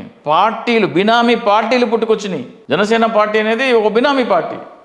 కాపు సామాజిక వర్గం ఓట్లని తనకు అనుకూలంగా వేయించుకోవడం కోసమో లేకపోతే తనకు పొడవ అనుకున్నప్పుడు జగన్మోహన్ రెడ్డికి వెళ్లకుండా ఆపడం కోసమో స్థాపించబడిన పార్టీ జనసేన పార్టీ. ఆయన మూలాలు చెప్తూనే ఉంటాడు ఇప్పటికీ, బహిరంగంగానే చెప్తారు. మీరు నేను చెప్పక్కర్లా. వైసీపీ అధికారంలోకి రాకూడదు, జగన్మోహన్ రెడ్డి మళ్ళీ ముఖ్యమంత్రి కాకూడదు, ఇదే నా లక్ష్యం అని ఆయన చెప్పాడు. చాలాసార్లు చెప్పాడు. పార్టీ పెట్టినప్పుడు ఏం చెప్పాడు? అధికారం 2 కుటుంబాలకే పరిమితం అయిపోయింది. అధికారాన్ని ఆ కుటుంబాల నుంచి బంధ విముక్తులు చేసి పేద బడుగు బలహీన వర్గాలకు అధికారం ఇప్పిస్తానని చెప్పారు. ఇప్పుడేమో ఆ కుటుంబాలలో ఒకళ్ళే మనం మళ్ళీ అధికారంలోకి తీసుకురావాలని చెప్తున్నాడు. సో అప్పుడు చెప్పింది అబద్ధం, ఇప్పుడు చెప్పేది నిజం. పార్టీ సిద్ధాంతాల్లో తేడా వచ్చిందా? పార్టీ సిద్ధాంతాలు లేదు, గుడ్డు లేదు, అంత ట్రాష్. పవన్ కళ్యాణ్ చెప్పేది ప్రతి ఒక్కటి అబద్ధం. ఎన్నాళ్ళు కొనసాగుతుంది అటువంటి స్థితి? ఈ తర్వాత జనసేన పార్టీ భూస్థాపితం చేస్తారు ప్రజలు. అందరూ తెలంగాణలో ఎవరో యువకుడు పవన్ కళ్యాణ్ మీద చెప్పు విసిరారు సూర్యాపేటలో. పవన్ కళ్యాణ్ వైఖరి గమనించిన తర్వాత జన సైనికులే పవన్ కళ్యాణ్ మీద చెప్పు విసిరినా ఆశ్చర్యం లేదు. అన్నవరంలో పోయిన చెప్పి ఇక్కడ దొరికిందని అన్నారులేండి. ఎవరు? ఆయనే అన్నాడు ఆయన మాట. అన్నవరంలో చెప్పులు దొంగిలించారని చెప్పాడు కదా. విసిరిన ఆయన అన్నాడేమో మరి. కాదనంటారా? ఏమో మరి దానికి వాళ్ళిద్దరి మధ్య తెలియాలి. కానీ అభిమానుల ఆగ్రహం ఆ స్థాయిలో ఉంది. ఏంటి చెప్పు విసిరినా నిరసన తెలిపినా ఆశ్చర్యం లేదు. బీజేపీ తరఫున అంత అన్ని నియోజకవర్గాల్లో తెలంగాణలో పోటీ చేశాడు ఆయన. అంత తిరిగాడు, అంత ఖర్చు పెట్టాడు. అదే మోడీ ఆశ్చర్యపోయాడు కదా జనం చూసి, ఫలితాలు చూసి మూర్చిపోయారు. మోడీ మూర్చిపోయాడండి తెలంగాణ ఫలితాలు చూసి. రాబోయే రోజుల్లో అయితే పురంధేశ్వరి గారు ఎట్టి పరిస్థితుల్లో కూడా బీజేపీ జనసేనతో పొత్తు అనే విషయాన్ని ఎక్కడ ఆవిడ ముందుకు తీసుకుని కూడా రారు. ఒకవేళ వచ్చినా అధిష్టానం ఒప్పుకున్నా కూడా బీజేపీతో పొత్తు ఎవరి కోసం పెట్టుకున్నారు? ఆంధ్రప్రదేశ్ రాష్ట్రం కోసమా? భారతీయ జనతా పార్టీ బలపడడం కోసమా? జనసేన బలపడడం కోసమా? ఇవేవి కాదు. జగన్మోహన్ రెడ్డిని అడ్డుకోవడం కోసం, 3 రాజధానుల ప్రకటన రద్దు చేయించడం కోసం. ఆయన పొత్తు పెట్టుకున్న తర్వాత 6 నెలల తర్వాత మళ్ళీ అమరావతి వెళ్ళారు. వెళ్తే ఒక విలేకరు అడిగాడు, ఎన్డీఏలోకి వైసీపీ కూడా చేరబోతుందంట కదా, ఒకవేళ వైసీపీ ఎన్డీఏలో చేరితే మీరు ఎన్డీఏలో కొనసాగుతారా, వైదొలుగుతారా అంటే పవన్ కళ్యాణ్ చెప్పిన అద్భుతమైన సమాధానం ఏంటంటే, నేను బీజేపీతో పొత్తు పెట్టుకున్నదే 3 రాజధానుల ప్రకటన రద్దు చేయించడం కోసము. 3 రాజధానుల పాలసీ ఉన్న వైసీపీ ఎన్డీఏలో చేరితే నేను ఎందుకు ఉంటాను అన్నారు. సో ఆయన వాస్తవంగా ఎందుకు పొత్తు పెట్టుకున్నారో అలా బయటకు వచ్చింది. సో రాబోయే రోజుల్లో అట్లాంటిది అయితే జరుగుతుంది. ఏదో ఒకటి పవన్ కళ్యాణ్కి సంబంధించి ఒక పెను సంచలనం అయితే బయటకు వచ్చే అవకాశం ఉంటుందని అనుకోవచ్చా? ఏ విషయంలో? ఏ విషయం అయినా సరే ఏమో మనకైతే తెలియదు, కానీ పవన్ కళ్యాణ్ అమరావతిలో ఏకైక రాజధాని పవన్ కళ్యాణ్ ఎందుకు అంటున్నారు, వీళ్ళిద్దరు ఎందుకు కలిసి పోటీ చేస్తున్నారని. అమరావతిలో చంద్రబాబు నాయుడు పవన్ కళ్యాణ్ కలిసి దోచుకోబోయిన 5 లక్షల కోట్ల దోపిడీ మీద నేను ఒక నివేదిక రూపొందించాను. ఆ నివేదిక ఎవరికైనా కావాలంటే DICSOCHI@gmail.comకి మెయిల్ చేయండి, లేదా మీ స్క్రీన్ మీద డిస్ప్లే అవుతున్న లింక్ అది టైప్ చేసి క్లిక్ చేస్తే మీకు అది వస్తుంది.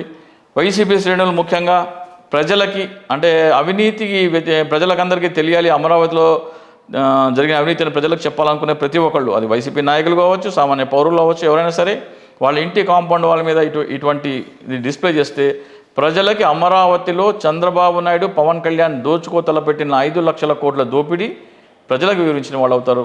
కాబట్టి ఈ జనసేన శ్రేణులు, జడ్పీటీసీలు, ఎంపీటీసీలు, కార్యకర్తలు, వాలంటీర్లు, ఎంపీలు, ఎమ్మెల్యేలు, మినిస్టర్లు ఈ హోర్డింగ్స్ని మీ నియోజకవర్గాల్లో పెట్టి ప్రజలకి జనసేన, తెలుగుదేశం దోచుకో తలపెట్టిన 5 లక్షల కోట్ల దోపిడీ ప్రజలకు వివరించేందుకు దోహదపడాలని నేను విజ్ఞప్తి చేస్తాను. సో యువగళం పెద్దగా సక్సెస్ కాలేదు అని మీరంటారు, వైసీపీ రాబోయే రోజుల్లో ప్రభుత్వం ఏర్పాటు చేస్తోందని అంటారు, పవన్ కళ్యాణ్ ప్రభావం ఏం కనిపించట్లేదని అంటారు. సో అన్నీ మీరే చెప్తున్నారు. ఫైనల్గా ఒక కంక్లూజన్కి రండి. రాబోయే ఎన్నికల్లో వైఎస్ఆర్ కాంగ్రెస్ పార్టీ ఎన్ని సీట్లతో అధికారంలోకి రాబోతుంది? వైఎస్ఆర్ కాంగ్రెస్ పార్టీ అధికారంలోకి రాబోతుంది. ఫస్ట్ అది 130 సీట్స్తో అధికారంలోకి రాబోతుంది. అది సెకండ్, అంతే 125 to 130. ఇప్పుడు ఆ అసంతృప్తులు ఏవైతే ఉన్నాయో అవన్నీ కూడా పెద్దగా ఏమి కానీ అసంతృప్తి ఉంటుందండి. దౌర్భాగ్యం కంటే అసంతృప్తి నయం కదా. టీడీపీ వస్తే దౌర్భాగ్యం, వైసీపీ ఉంటే అసంతృప్తి. ఓకే, సో దౌర్భాగ్యం కంటే అసంతృప్తి నయం. అసంతృప్తి లేదని నేను అంటల్లా, అసంతృప్తి కంటే దౌర్భాగ్యం చాలా భయంకరమైనది. కాబట్టి అసంతృప్తితో సరిపెట్టుకుంటారు జనాలు ఉంటే ఎవరికైనా. నిజంగా మీరు అన్నట్టుగా ఇప్పుడు ప్రస్తుతం ఆంధ్రప్రదేశ్ ఎన్నికలకి సంబంధించి ఇంకా ఊపు మొదలు కాలేదు. మనం ఇప్పుడు మాట్లాడుకున్న అసంతృప్తులతో ఆగింది కాస్త ఇప్పటి వరకు. రాబోయే రోజుల్లో మరి ఎటువంటి టర్న్స్ తీసుకుతాయో అసంతృప్తులు అనేవి, దాని గురించి కూడా ఒకసారి మళ్ళీ మీతో మాట్లాడతాను. Thank you very much sir Rajasekhar గారు.